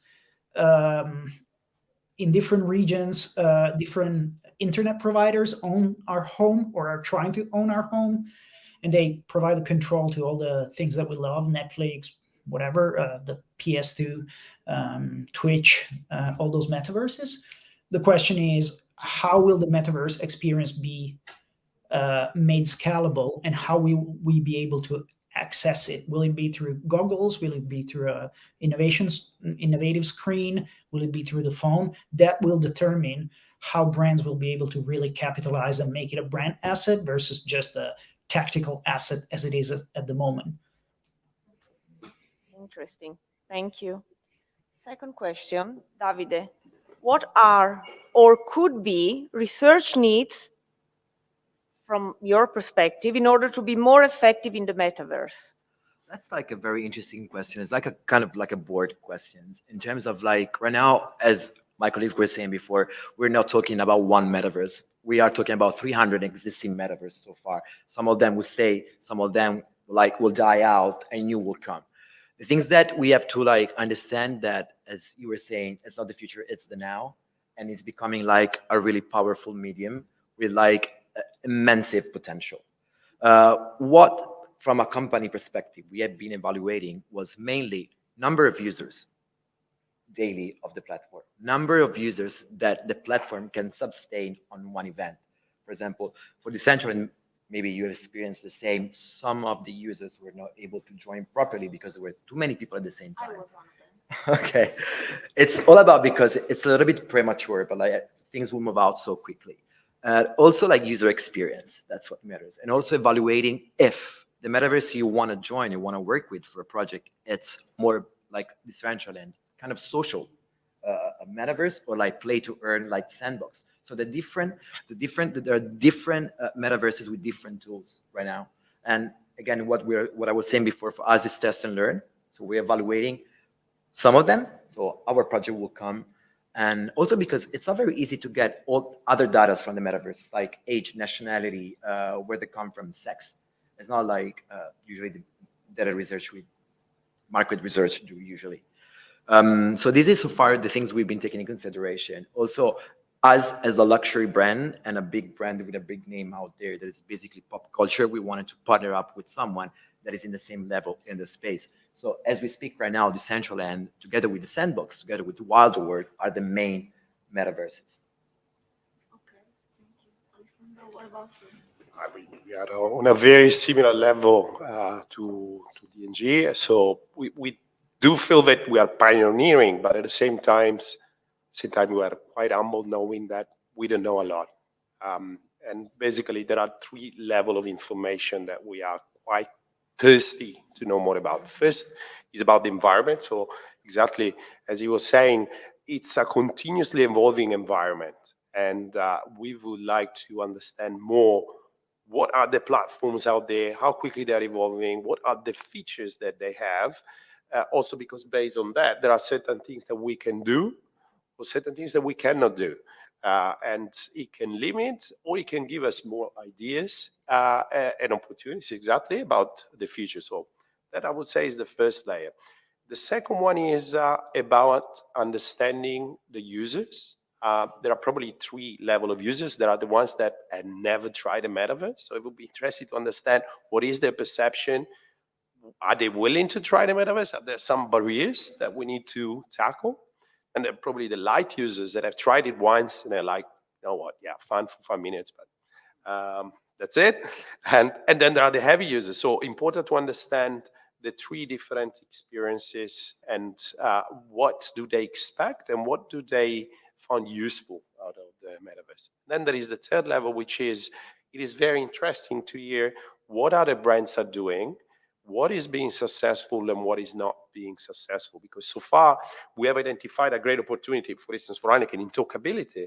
What is the next opportunity? And often we see some brands that have great ideas and we say we borrow with pride some of the ideas, so we build on those. So for us, it's also great to see other case studies on what has worked, but also what hasn't, because you learn from that. Sorry, if I can like add something that probably we forgot mentioning throughout all the conversation, is that when it comes to metaverses like NFTs, this new medium, what really matters is the community. From our experience, like the community is what really matters. So focusing on the community and doing it together with them. What I forgot to mention is that also in the building of the roadmap of our project, membership project, we have involved some of the most relevant players in the space. And that probably is what has brought us to that success. And community, for Dolce & Gabbana, we're doing mainly for that right now. So we want to build a new community made of a new target, new clients, because some of the clients, some of like our members of the NFT project, they were not existing clients of Dolce & Gabbana, but also teaching to existing client the existence of this new medium that sooner or later, whether we like it or not, it will become something daily. And not just for Gen Z. Not just for Gen Z. I mean, everybody or most of the people think that metaverse now is just for Gen Z or some boomers that wants to experiment. It happened the same with social media. I remember like when Facebook and Instagram came out, no one believed that. I remember a journalist saying that, oh, this will be gone in 2 months. And then look at where we are right now. So I think there's gonna be like, we have to wait a little bit. So like Hanneke and like all the other players in the space, we are all watching the others, seeing what we're doing, and then I think it's good to be a pioneer, though. You know. We all agree on that. Yeah, definitely. From an agency point of view, I think that the main question is always the same. How can we prove that we had an impact and we were relevant with our project? Because I think that Luca was mentioning something that is very crucial. That is, we have tons of conversation about Web3, metaverses, NFTs, and stuff like that. But if you see the datas, 2 out of 3 of the global digital audience, so 2 out of 3 of the global user base says that have no clues about what an NFT is. So Luca was mentioning that we have no mass adoption at the moment. So to me, the main question is, how can we prove that we are successful in these new digital places? Because we cannot have a mirroring between the measurement metrics that we used to use on other social media, because it's not a matter of reach, it's not a matter of impression. You were mentioning the sense of community. That is, to me, it's a wonderful metric. It's a wonderful KPIs, but we still don't have the perfect answer in terms of how can we measure this sense of community, because we're still talking about niches, obviously relevant niches. Very important. Maybe the leaders of tomorrow never underestimate the power of a nerd, because the early adopters, but we are still talking about niches, because this is the situation at the moment. Obviously, we are talking about something that we do know already that is going to, have a mass adoption in the next few months, maybe on the next few years, for sure. But at the moment, we do need to have a sort of, cause-effect relationship, cause-effect metrics of measurement that we can use to prove to our clients, okay, we did this in the metaverses and we have this kind of impact offline. So we are, teaching also to other audiences that we have these additional touch points, how we measure this impact that we have offline. These are the question that we are putting ourselves inside the agency to be consistent when we have a creative proposal in the metaverses. Otherwise, we are just, but it's creativity is obviously good, but it's better when you are able to prove that you have a real impact in. Yeah, exactly. We're measuring that, if I can say, in terms of money that you can make out of it, but also launching a membership program and seeing that more than 5,000 people wanted to be part of this because of the benefits we were providing them and making them part of the family. I know it's not, we can consider that as as a data, but still it's saying something. There is not a need, is people wanted to explore this. Yeah, and once again, that's why I'm saying that you are a pioneer, because you are, okay with changing all the KPIs that you used to, to communicate also inside the company. And this is something that we are, it's really hard to manage, especially in the proposal phase, because one of the main questions is, okay, how many users are we able to get involved into this project? And we are struggling in doing, and maybe it's not the right KPIs to measure the effectiveness of the project itself. I think it depends on the industry as well, if I can say, though, for a luxury niche brand we're giving access to more people than we usually have. Yeah. For us, the most important thing is the fashion show 4 times a year, where no more than 1,000 people can join from the world, right? Having some, like with the membership we're doing, that like people can have access also to our physical events throughout all the year. Maybe it's giving them a chance to be part of this world that people have seen it on news, on magazines so far. So it depends, I think, on the industry as well. Yeah, for sure.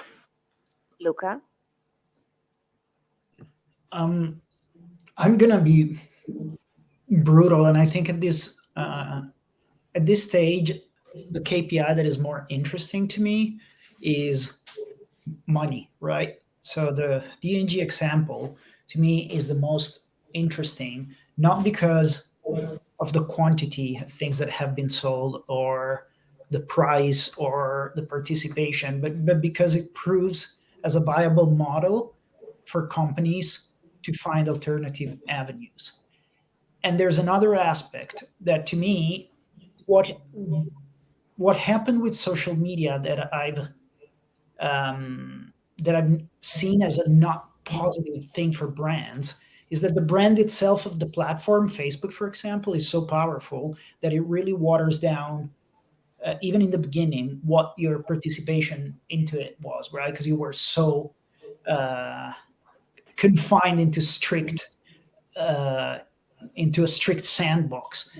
But I think that the moment a metaverse, a commercial metaverse space, proves financially successful at the early onset, as DNG's has done, that gives power to the brands to negotiate the power of the brand of the platform, if I make sense.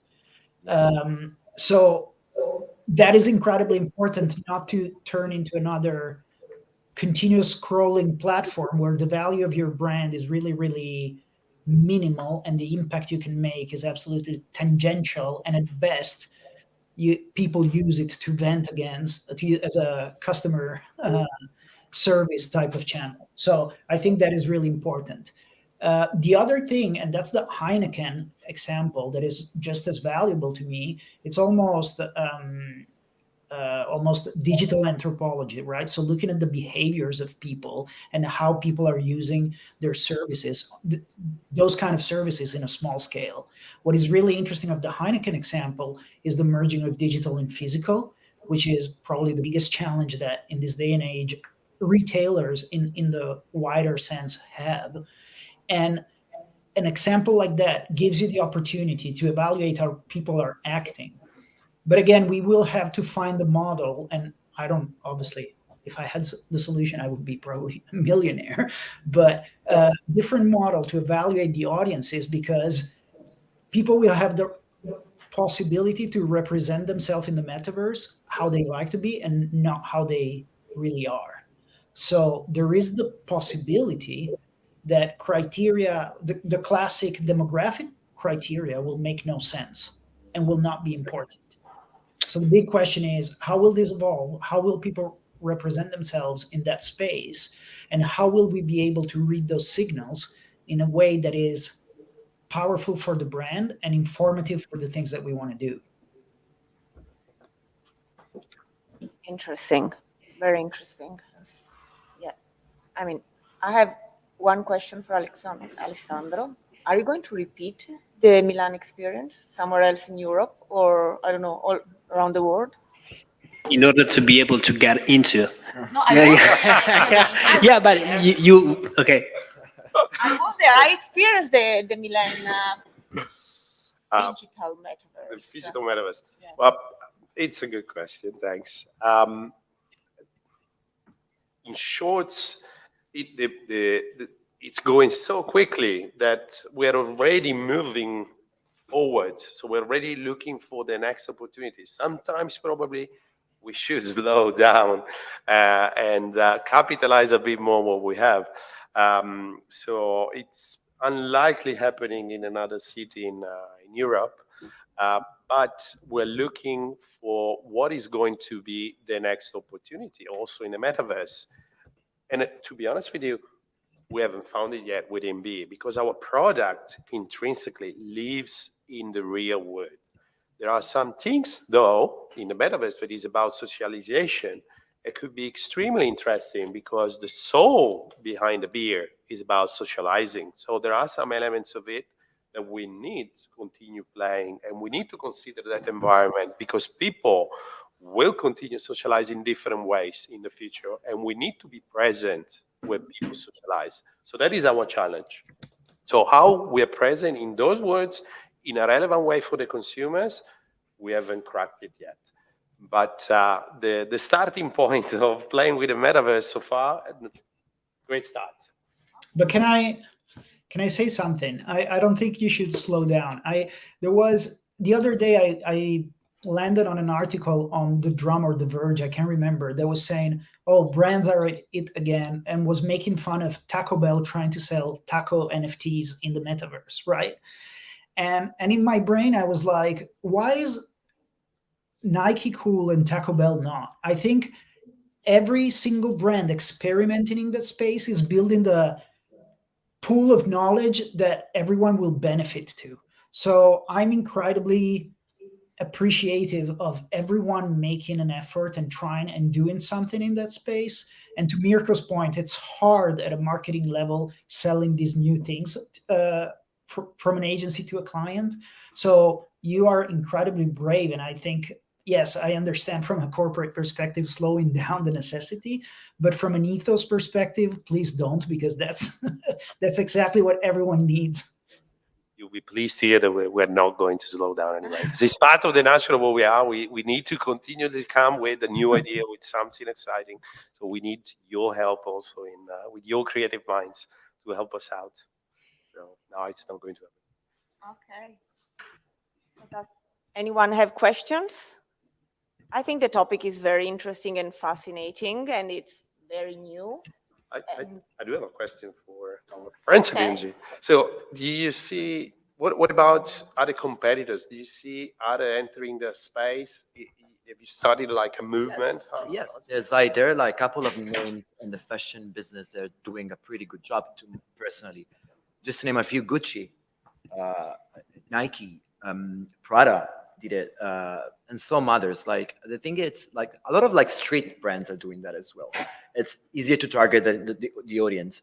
But definitely what it's interesting that every single brand out there, like I'm talking LVMH Group, they're building the new business department that is going to take care of metaverse and NFT.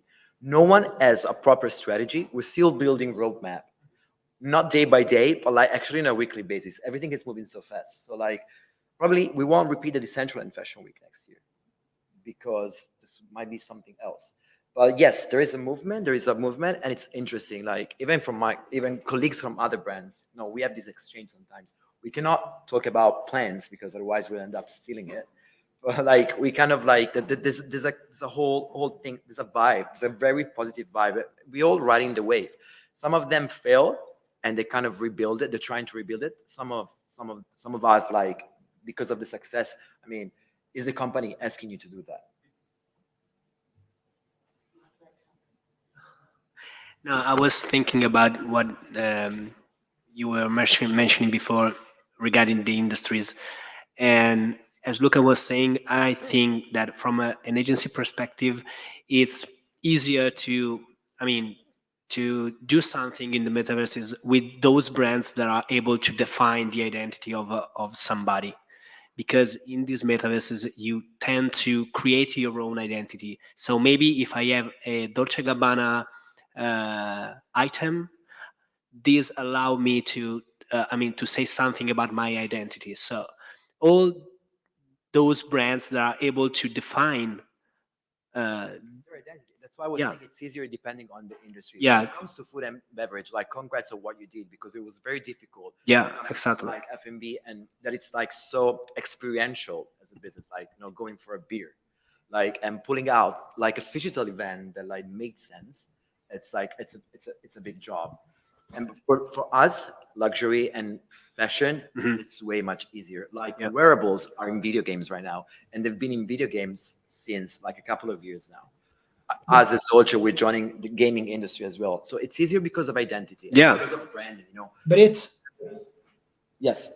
Sorry, I didn't mean to interrupt you. There's a bit of lag. If you were finishing, apologies. No. I was just like proving my point once again.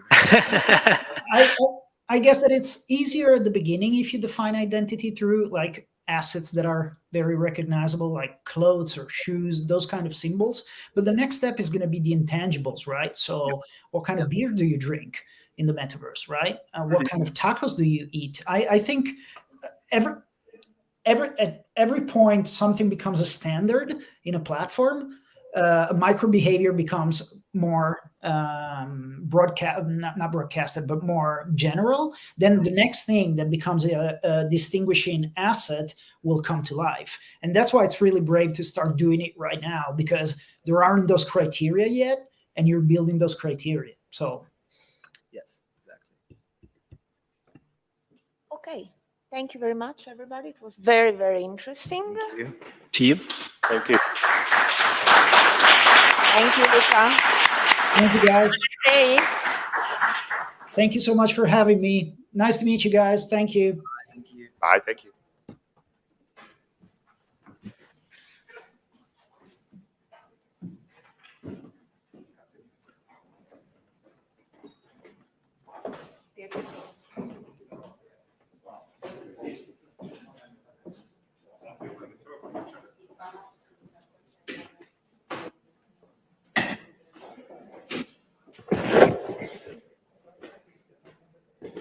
Eccomi tornato, grazie a tutti per l'attenzione. Entriamo nell'ultimo capitolo di questa giornata che speriamo ricca e interessante per voi. Adesso manderemo un piccolo video di un collega che si collega a sua volta agli argomenti di cui abbiamo trattato, perché presenterà un paper che riguarda l'intelligenza artificiale, l'utilizzo dell'intelligenza artificiale come metodologia di ricerca di mercato. Allora, qua appena la regia è pronta può mandare il video di Garrett Chandler di The Evolved Thank you for the Group. opportunity to show our video about sexual attitudes and conversational AI at the Best of Italy conference. For many years, the industry, our market research industry, has been powered by surveys as the workhorse for insights. And surveys remain important, and they'll always be important for many years to come. However, we're seeing a flourishing of new, more human ways to engage with people. Specifically, we're seeing new ways to stimulate human-to-human interactions between technology and people, merging the lines between qualitative and quantitative methods. What's more humanizing than language, either written or spoken? So let the video roll. I hope you enjoy it, and I'll touch base in a minute and we can talk more about what it all means. Hi, I'm Gareth Chandler, the founder and CEO of the Evolve Group, a human insights company. And I'm Tracy Rankin, founder of Alchemy Research and Insight, a qualitative agency specialising in emotional and motivational research. Today we're going to be talking about two of our favourite topics, qualitative and artificial intelligence. My company is a leader in conversational AI, and we've developed the technology to enable human-to-machine interaction, which might be called qualitative at scale. And my company, Alchemy, specialises in researching really challenging areas of human experience. Earlier this year, we decided to test an idea about whether humans would open up their private thoughts with a chatbot. Now, we decided to begin with the topic of sex because there are few, if any, more sensitive topics than sex. Researching sensitive topics requires establishing a lot of trust and creating a close rapport with people really quickly. It also requires an ability and willingness to confront difficult questions and also their responses. Most people are guarded about what they disclose about themselves, particularly with sensitive topics, because we worry about what others will think of us and whether we will be judged as abnormal rather than normal. We may also fear being talked about afterwards without our knowing. It takes a lot of skill and experience to break down these barriers to reach the deep and important layers of needs and motivations. So we set about the task of seeing if we could apply conversational AI to gain the benefits of qualitative at scale and achieve comparable levels of disclosure from a human to bot conversation. And today we're going to show you our findings, and there's going to be some adult content, so viewer discretion is advised.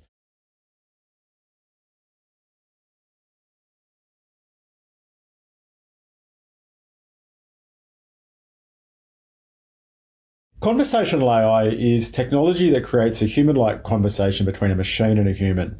The technology knows the right questions to ask, and it explores topics of interest interactively in a way that is quite similar to a traditional qualitative depth interview. Conversational AI uses machine learning to ask questions and apply commonly used qualitative techniques such as probing and prompting and laddering, and it all happens in real time. And unlike a traditional bot, there are literally thousands of potential topics to discuss, and those topics can branch into unknown places. The Evolve Group has been continuously developing this technology since 2018. One of the things we've noticed when using conversational AI is that people tended to be disarmingly honest when they were using the technology on traditional research topics such as product development, customer experience, and employee experience. And this really got us thinking. I mentioned earlier that conversational AI is like qualitative at scale, and that means you can simultaneously explore and confirm results. So coupled with advanced text analytics, it allows us to engagingly listen to and understand humans, but also get to the numbers that businesses need to make decisions. Now, with conversational AI, people can open up about sensitive or taboo topics, which are traditionally difficult to research, and we can use the AI to engage a large group of people to participate without fear of judgment. Now, that means we can possibly also capture feedback from people who would otherwise not agree to participate in face-to-face interviews or focus groups on topics like this.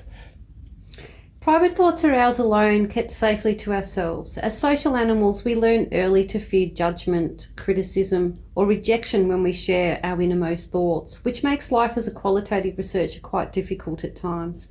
Am I normal is a question I have been frequently asked. Keeping things hidden can undermine our understanding of and empathy with others and even ourselves. Our theory going into this research was that people would open up to a bot if it was anonymous and they were safe from judgment. If this was so, it opens up a whole new opportunity to research traditionally difficult topics.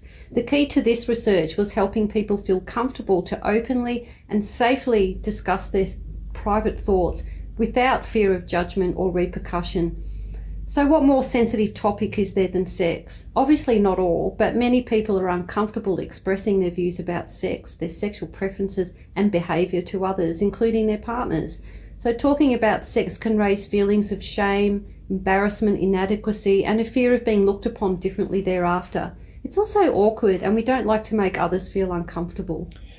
So these are the types of questions that we have Eve ask. And let's just take a moment to imagine ourselves being asked these questions by an interviewer face to face. How would you feel?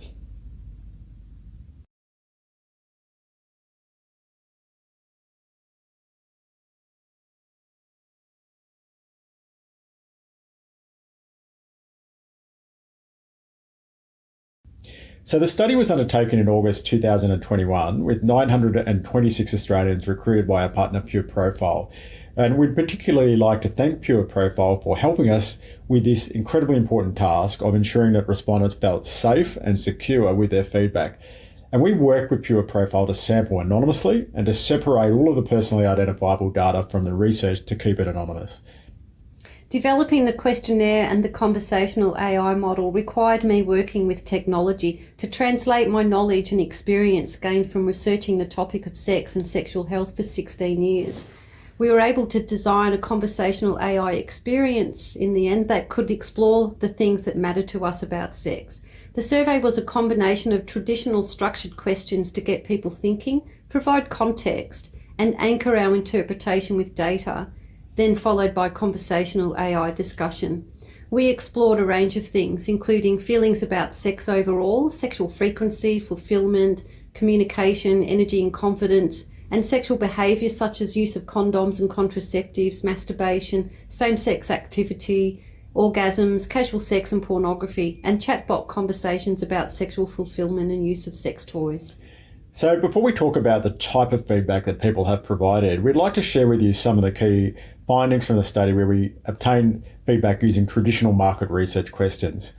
Small badge is a non-verbal scale where respondents move an animated face to show how they feel. The scale goes from 0 to 100, where 0 shows a very unhappy face and 100 shows a really happy face.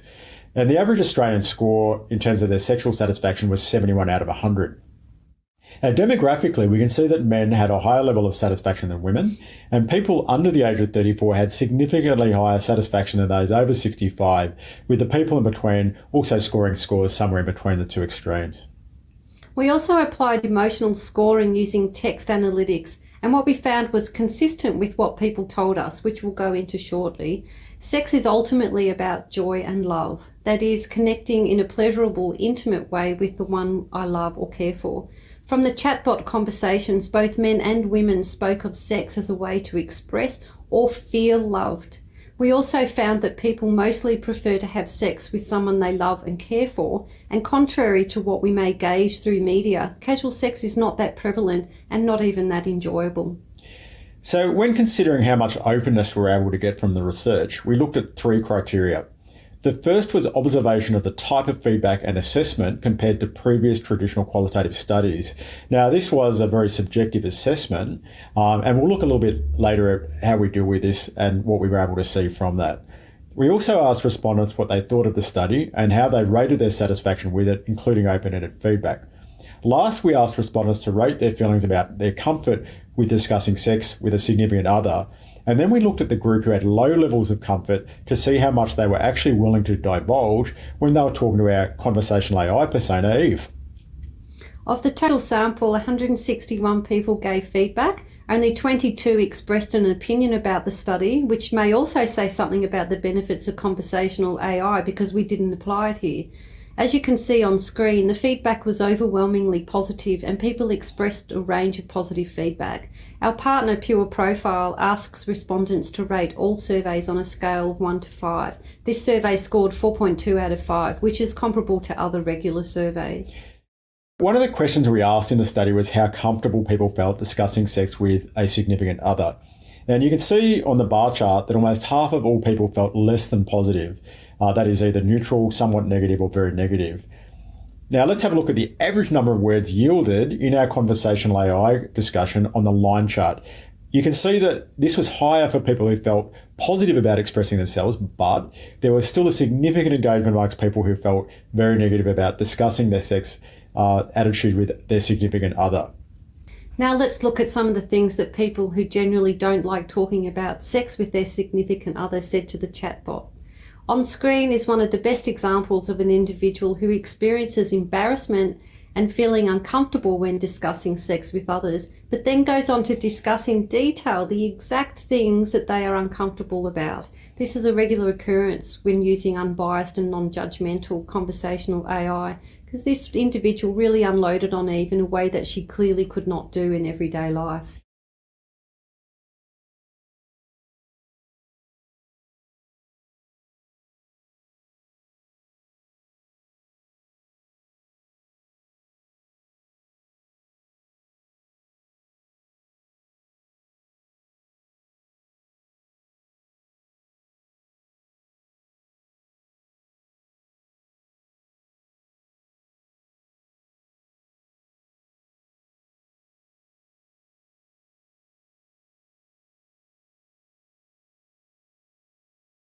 On average, respondents wrote about 16-word responses to Eve's initial question. However, the word count more than doubles when looking at the follow-up responses, which demonstrates Eve's really strong ability to get people to open up and reveal more than they might have otherwise initially. If someone provides a rather vague response as well, Eve will probe and encourage them to provide more detail about their thoughts and feelings on specific topics, which is actually what gets them to open up and provide those additional thoughts, feelings, and emotions. Now, as you can see from the graph, the word count is significantly higher in the follow-up responses, and let's have a look at a couple of the examples of that. Within some of the Eve conversations, the things people discussed are incredibly sad and touching. Here is another example, not atypical of what people talked about when it came to their loss of desire and loss of sex life. Once again, this is a person that did not feel comfortable talking about sex with their significant other. And it's also a person who is sharing their deepest, innermost thoughts with Eve, who may not have ever said this out loud before in their lives. It's a great example of the emotion that Eve can draw out in conversation.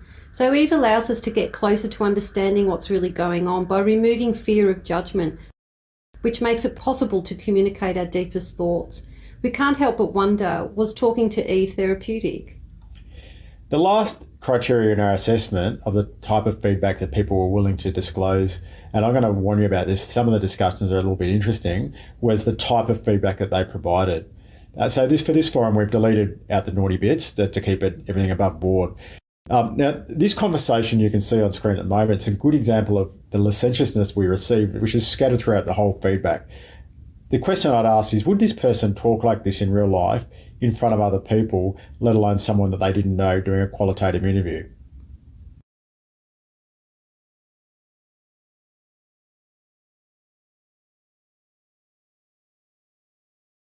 Here's another one to illustrate how far people were willing to go in opening up about what they do and why they do it.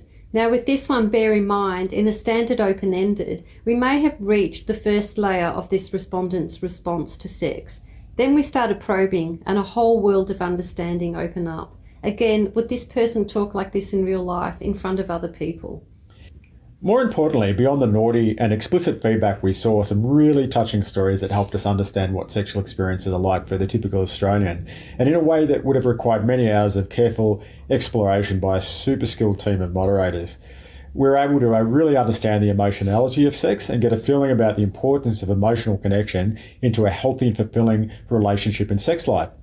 And that's the beauty of conversational AI. It gets you to the depth of understanding, coupled with a sweeping view of the issues you're looking at across the full landscape of needs, motivations, and behaviours. It takes qualitative beyond extrapolation to representation. We could go on. However, really the point of today is not to illustrate what incredibly fascinating findings we achieved, but rather simply to prove that conversational AI in a trusting context can elicit a huge amount of sensitive material about the human condition that is otherwise very challenging to get. In summary, the study demonstrated the applicability of conversational AI to the most sensitive of topics. It proved conclusively that people will share their deepest private thoughts in a way that overcomes inhibition created in moderator and respondent dialogue. So this has the potential to be able to apply it across a lot of different areas of research, including things like depression, body image, loneliness, death and dying, grief, and many other areas that are taboo that usually are beyond the traditional limits of market research the way that we've conducted it. And this research tells us that whilst conversational AI does not replace traditional human interactions, it has its own unique capabilities that can be harnessed to expand on our exploratory research methods. So there you go. It really is amazing that people share their innermost thoughts about their sexual feelings with a chat persona over their loved one. For me, in retrospect, humanising market research means allowing the freedom for people to be themselves. And that freedom is both what we allow people to say and how we let them express themselves. People need to be heard, but not judged. With this project, I think we demonstrated conclusively that people embrace new ways of being heard and expressing themselves when they're given the opportunity. So I hope you enjoyed the video and that you found the insights about our project thought-provoking and relevant on the important topic that you're discussing today. Thank you. Non ci può sentire. He can't listen us because he lives in Australia, so he has 8 hours more in his timeline, but I find very interesting and very connected with other topics of this wonderful meeting. Now I want the honor to invite on this physically here our colleagues Rossella Gambetti, Angela Beccanulli, Silvia Biraghi, and Rossella Gambetti to deal with the last part of our evening. Ti ricordo, punta di là per andare avanti. Parla vicino al microfono.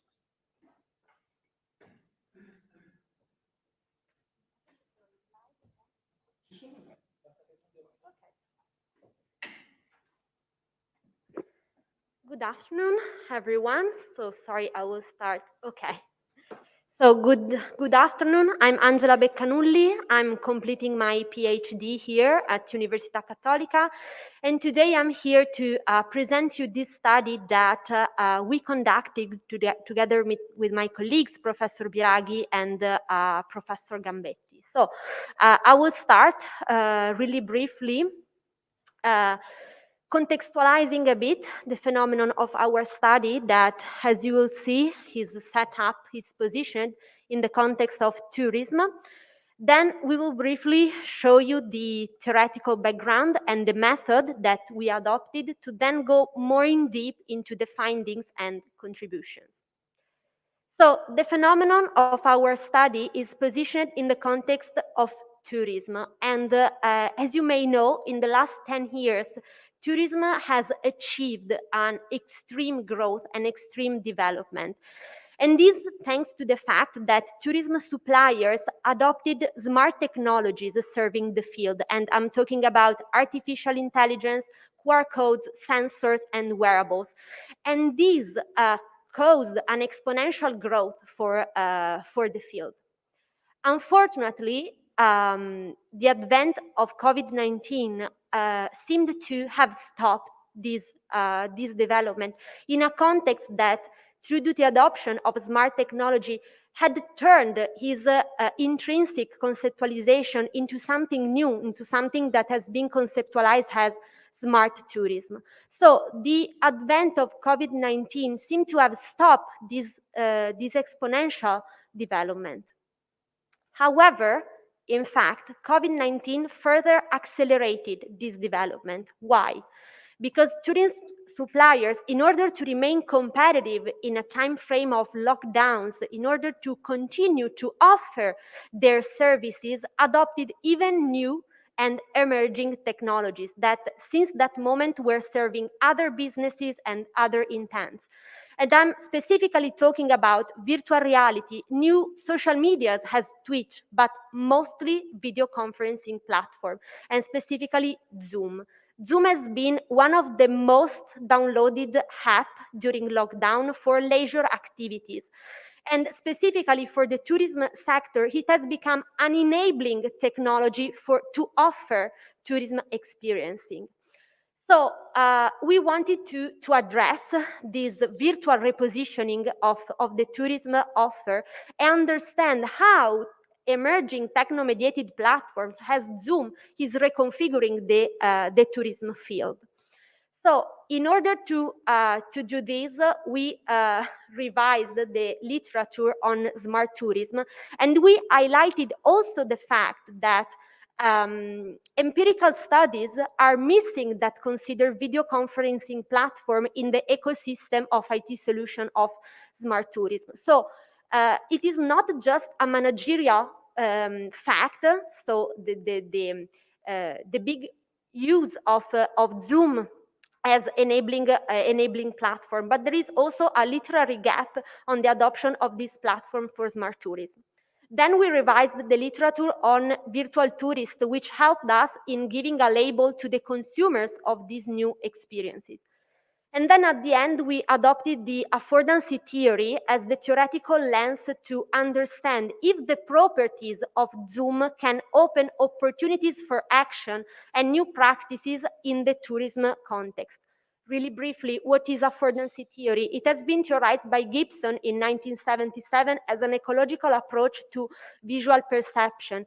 He says that the way we perceive the world not only depends by the object shapes and spatial relationships, but it depends on the object possibilities for action. So as you can easily understand, this theory has been largely adopted also to study the possibilities offered by technology to turn a goal-oriented behavior into action. And it has been recently applied to Zoom in the context of education in specific. So we decided to embrace this study and to understand if the possibilities of Zoom, so the affordances of Zoom, can offer actions and new practices also in the tourism context. And this because at the end, the aim of this study is not only to understand how Zoom is reconfiguring the tourism experience, but actually to understand which are the emerging practices, emerging consumption and social practices that are emerging on Zoom, considered of course as an enabling enabling platform, but moreover as the platform where these experiences are actually lived. So possibly a new context for tourism. So to reach our objective, we conducted a ethnographic research, specifically focusing on the gastrotourism sector. Why? Because gastrotourism is emblematic not only of consumption, but actually of social relationship, of performance, of self-presentation during performance. And so it could be the most useful sector to reach our goal. Then we consider the cooking classes held over Zoom during the lockdown period and did the time frame immediately after. But as you know, activities over Zoom are streamed in the moment. So ethnography helped us in this case to not to observe, so to obtain a behavioral data of the consumers, not directly observing them, but through an indirect data, and which have been our indirect data, our contextual data. A new photo trend. The photo trend that we observed, we labeled it as the Zoom photo taking, that can be described as the outline of the Zoom screen, displaying all the participants in the act of experiencing. And these photos are taken during the experience and then shared on social media, and that's how we were able to gather them and so to study them and to have the behavioral data of our virtual tourists. Applying the affordancy theory to this photo, we were able to retrieve 4 aspects of analysis that are self-presentation, so the tactics that virtual tourists adopt to display themselves on camera, then social interactions, so those conscious or non-conscious mimicry behavior that virtual tourists adopt and that signal, of course, a connection between them. Then the display of technology on camera, both on its hardware and software interface, and then of course the display of the core element of the activity, that is food, but also the background elements. So what our analysis revealed is the emergence of 3 virtual gastro-tourism experiences. I don't know what I've done. Okay. Go back. Okay, so the first experience that emerged, we labeled it as platform tourism. This experience combines both the core activity of the core element of the activity of these experiences, that is cooking, with the discovery of a new culture. And the element of acculturation derives from different items. The first one is the self-presentation of the host, who is always displayed wearing folkloristic clothes. Then for sure the display of his background, because the host always decides to display the cooking class from touristic sites, or usually he decided to display from rooms that have local typical furnitures. Then the technological element, and in this case I'm specifically focusing on the geolocalization of these photos, because the Zoom photos that belong to this experience also has as the geolocalization the place from where the cooking class is streamed, as if the virtual tourist, even if experiencing it from the comfort of his home, really feel and perceive to be in another place. So here we have the element of the travel of the experience. Then the second experience is the ego-tourism. So this experience celebrates the self-performativity of the consumer in its role of virtual tourist. So this consumer wants to communicate to the others its role of virtual tourist, its role of traveler, its role of gastro-tourist in this experience, because you have to remind that we were in a period where travels and performance with other people were not possible, of course. And all the elements of this photo want to communicate this self-celebration, this intentio autoris of these consumers. And I'm specifically talking about his self-presentation. He or she always wear the chef hats or an apron. Then, of course, the display of the technological element of the food, but also of the set of his environment. They are all an answer of his self-celebration. Then, and I'm going to conclude, the third experience is contextual tourism. This experience displays all the Zoom tourists together while they are living a contextual moment. And what does it mean, contextual? It means that they are together in the same place at the same time, socializing together and performing together the same activity. And they are in a virtual environment.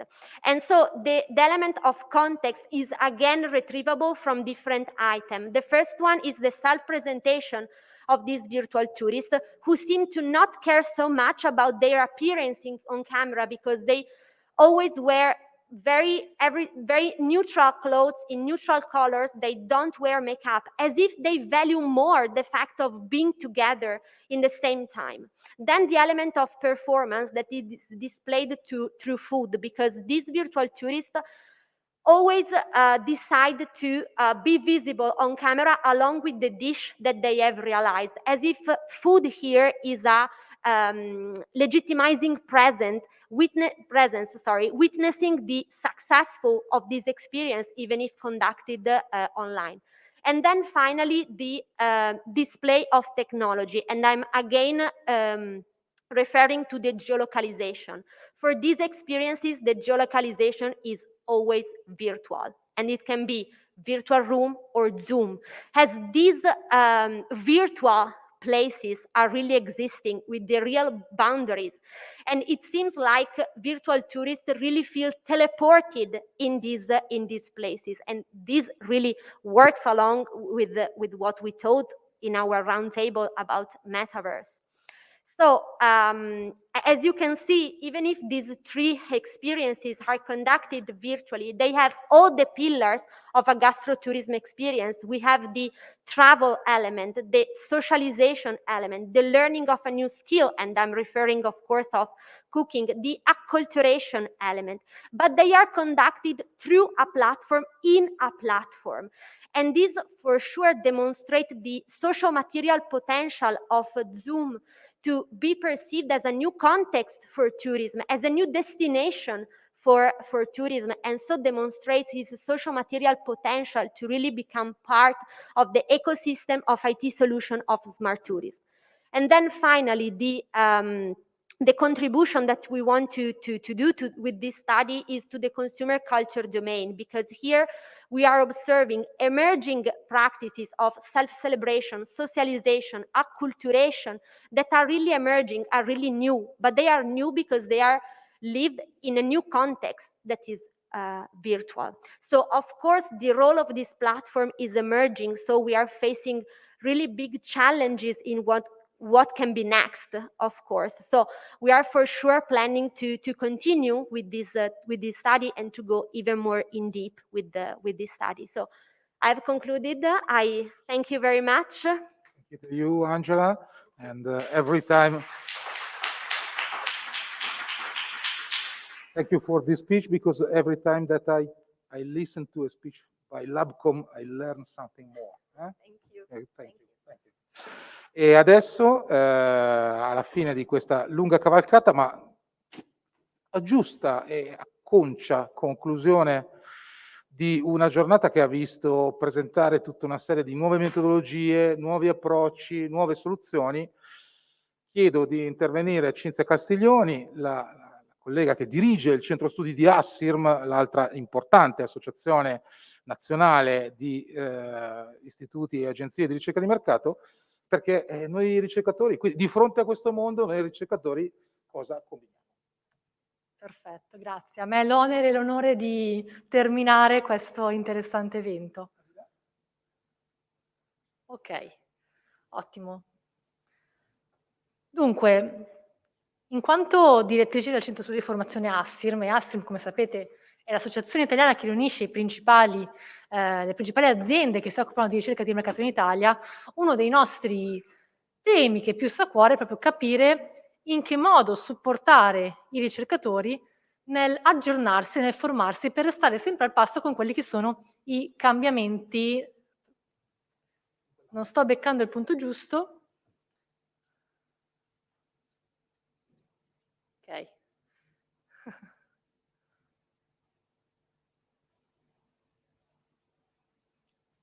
Ok, i cambiamenti nel mondo della ricerca di mercato.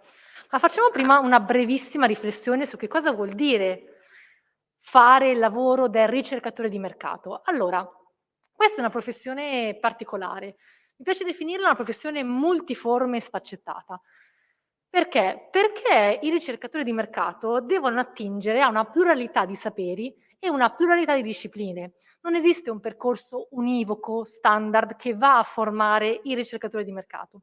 E questo lo si vede bene anche dentro le aziende dei nostri associati, dove c'è una varietà di background, di formazioni, di lauree, di conoscenze, di sapere, che in qualche modo devono intrecciarsi per poter portare poi a una competenza reale di saper leggere la realtà e interpretare i dati. Ma non solo, è anche una professione in continua evoluzione. Non è una professione data per tutte, ma una professione che deve tener conto di quelle che sono le continue trasformazioni che avvengono nel contesto sociale, trasformazioni sociali, economiche, tecnologiche e così via. E poi una professione, adesso ho preso tutti gli input che ho dato prima essenzialmente, è una professione anche, siamo andati proprio alla fine della... Io continuo. Allora, è una professione che deve tener conto anche di diverse innovazioni. Innovazioni di che tipo? Beh, innovazioni di contenuto. Ecco, lasciala pure qua, sì, perfetto. Innovazioni di contenuto, perché sicuramente la realtà cambia, nascono nuovi fenomeni, ci sono nuove realtà che vanno studiate, approfondite, capite. Innovazioni di prodotto e di servizio, ci troviamo a che fare con nuove metodologie, nuove soluzioni, che richiedono quindi un aggiornamento anche delle nostre competenze e capacità tecniche. Innovazioni di processo, diventare sempre più abili, efficaci, efficienti nel condurre e nello svolgere le ricerche di mercato. Ovviamente, se ne è parlato molto anche in questo evento, innovazioni tecnologiche, prima fra tutte il fenomeno della digitalizzazione e tutte le ricadute che questo comporta anche nel mondo della ricerca, e innovazioni rispetto alle competenze. Lo vediamo bene come negli ultimi anni stanno nascendo nuovi collaboratori, nuovi attori, nuovi partner, nuove realtà fisiche non, di persone non, che ruotano intorno al mondo della ricerca e che ovviamente devono essere considerate. È arrivato alla fine, sta tirando le... Ok. La richiesta è quella quindi di adattarsi, in particolare, quali sono le nuove sfide? Una nuova sfida è quella di adattarsi a una società che è multidimensionale e ipersegmentabile. Sappiamo bene che oggi i ricercatori non possono più fare ricerca come si faceva una volta, guardando semplicemente quelle che sono delle differenze di genere, età, istruzione, ma bisogna andare oltre, considerare altre variabili più legate, variabili psicografiche, variabili sociali legate allo stile di vita, per arrivare a una sorta di segmentazione quasi univoca dei consumatori. Destreggiarsi poi nel mondo dei big data, degli algoritmi, e qui entra in gioco la vera sfida del ricercatore. La vera sfida non è tanto produrre dati, i dati ci sono anche tanti. La vera sfida sta nel leggere e fare sintesi, leggere questi dati e riuscire a interpretarli, riuscire a creare una sorta di sense making alla varietà e alla diversità di dati che esistono. E ovviamente sempre di più oggi dobbiamo integrare quello che è il dato online dal dato offline, quello che è anche il dato self-report dal dato invece più osservativo che possiamo raccogliere ad esempio rispetto a quelle che sono le tracce che noi costantemente lasciamo nell'ambiente virtuale. Ok? Vedo che anche tu però stai facendo fatica, quindi forse è la batteria. Di fronte a queste sfide, a queste prese di consapevolezza, Assirm si è interrogata quindi su quali fossero i bisogni informativi proprio degli interlocutori privilegiati dell'associazione, quindi chiunque opera nel mondo del marketing e della ricerca di mercato. E negli ultimi anni svolge una serie di indagini annuali proprio per capire quali sono le principali esigenze formative.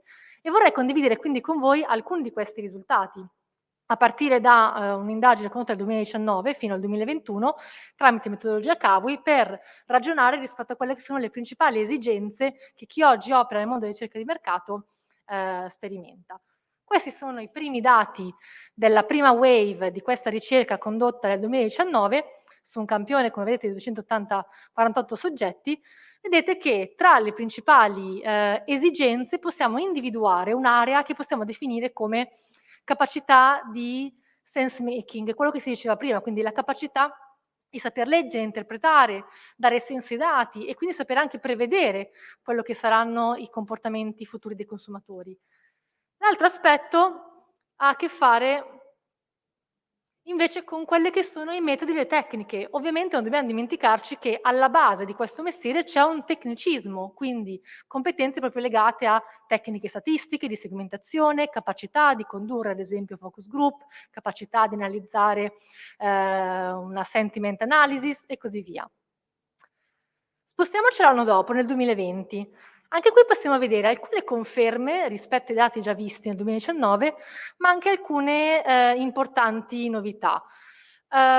Diventa primaria e ormai impellente il bisogno di specializzarsi con competenze che portino di più a saper leggere e vivere il mondo digital, il mondo virtuale. Sai che è successo nel 2020 che improvvisamente... Esatto, non è sicuramente un caso che nel 2020 fosse questa l'esigenza. Ci siamo resi conto che l'online forse non è più un'alternativa, ma sta diventando a tutti gli effetti la realtà, come si è discusso anche prima in maniera interessante sul metaverso. Intelligenza artificiale, social media marketing, online sentiment analysis. Ma oltre a questo ovviamente permane l'importanza di avere degli strumenti che consentano di generare appunto insight, promuovere il sense making, avere framework anche teorici che consentono quindi di prevedere il comportamento e ovviamente tutte le tecniche di base legate al neuromarketing, alla segmentazione, alla ricerca sul mobile, a come costruire un questionario, a come moderare dei focus group e così via. Arriviamo infine all'ultima rilevazione dati del 2021. Anche qui andiamo a riconfermare elementi già visti in precedenza, quindi da un lato l'importanza della digitalizzazione, Google Analytics, ma anche bot, chatbot, intelligenza artificiale. È interessante vedere come molti di questi temi sono stati proprio ripresi oggi, anche forse a confermare questi risultati. Le brand communities, l'influencer marketing, ma come sempre anche le metodologie di base, le tecniche di base per fare ricerca e sempre la capacità di sense making e di interpretazione. Quindi, come vedete, per tirare le fila di questo breve speech, sono due forse i tasselli fondamentali che stanno a cuore, che rappresentano, costituiscono il cuore della formazione di qualunque cercatore di mercato. Da un lato bisogna ovviamente avere, non si può prescindere da una serie di competenze tecniche di base, tecniche statistiche, tecniche metodologiche. Senza di questo ovviamente non potremmo fare il nostro mestiere e sicuramente è necessario anche un continuo e costante aggiornamento rispetto a queste tecniche. Dall'altra però diventa importantissima anche la capacità di sviluppare una serie di competenze, chiamiamole più strategiche, quindi questa capacità non solo di generare e produrre dati, ma di leggerli, di interpretarli e quindi riuscire a dare un senso e quindi un valore di conseguenza a questi dati. Il tutto sempre più in un mondo che deve essere sempre più digitale e virtuale, quindi riuscire a muoversi in maniera agile e competente anche in questa ulteriore realtà, oltre a quella fisica che forse è più nota. Spero di essere stata sufficientemente sintetica, vi ringrazio molto per l'attenzione. Grazie Cinzia, che giustamente hai chiuso spiegandoci dove dobbiamo imparare e dove dobbiamo studiare. Soprattutto su cosa chiediamo di imparare di studiare. Allora, siamo arrivati alla fine di questa giornata. Io ringrazio i superstiti in sala, ringrazio i superstiti online.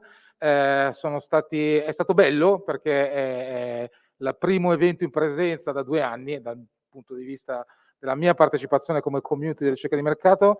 I have to thank a lot all the participants in this meeting, in this first in-presence meeting, and thank you again to the Esomar community, the ASEAN community, and in general the market research community in this world. Thank you a lot. Allow me a final thanks to Labcom that made these occasions possible every year. Thank you, thank you, thank you, thank you. And allow me also to thank the colleagues of Find and the colleagues of HES Marketing Solution that made this event possible. And I can say only let's see on 2023 for the best of Esomar Italy of the next year. Thank you all.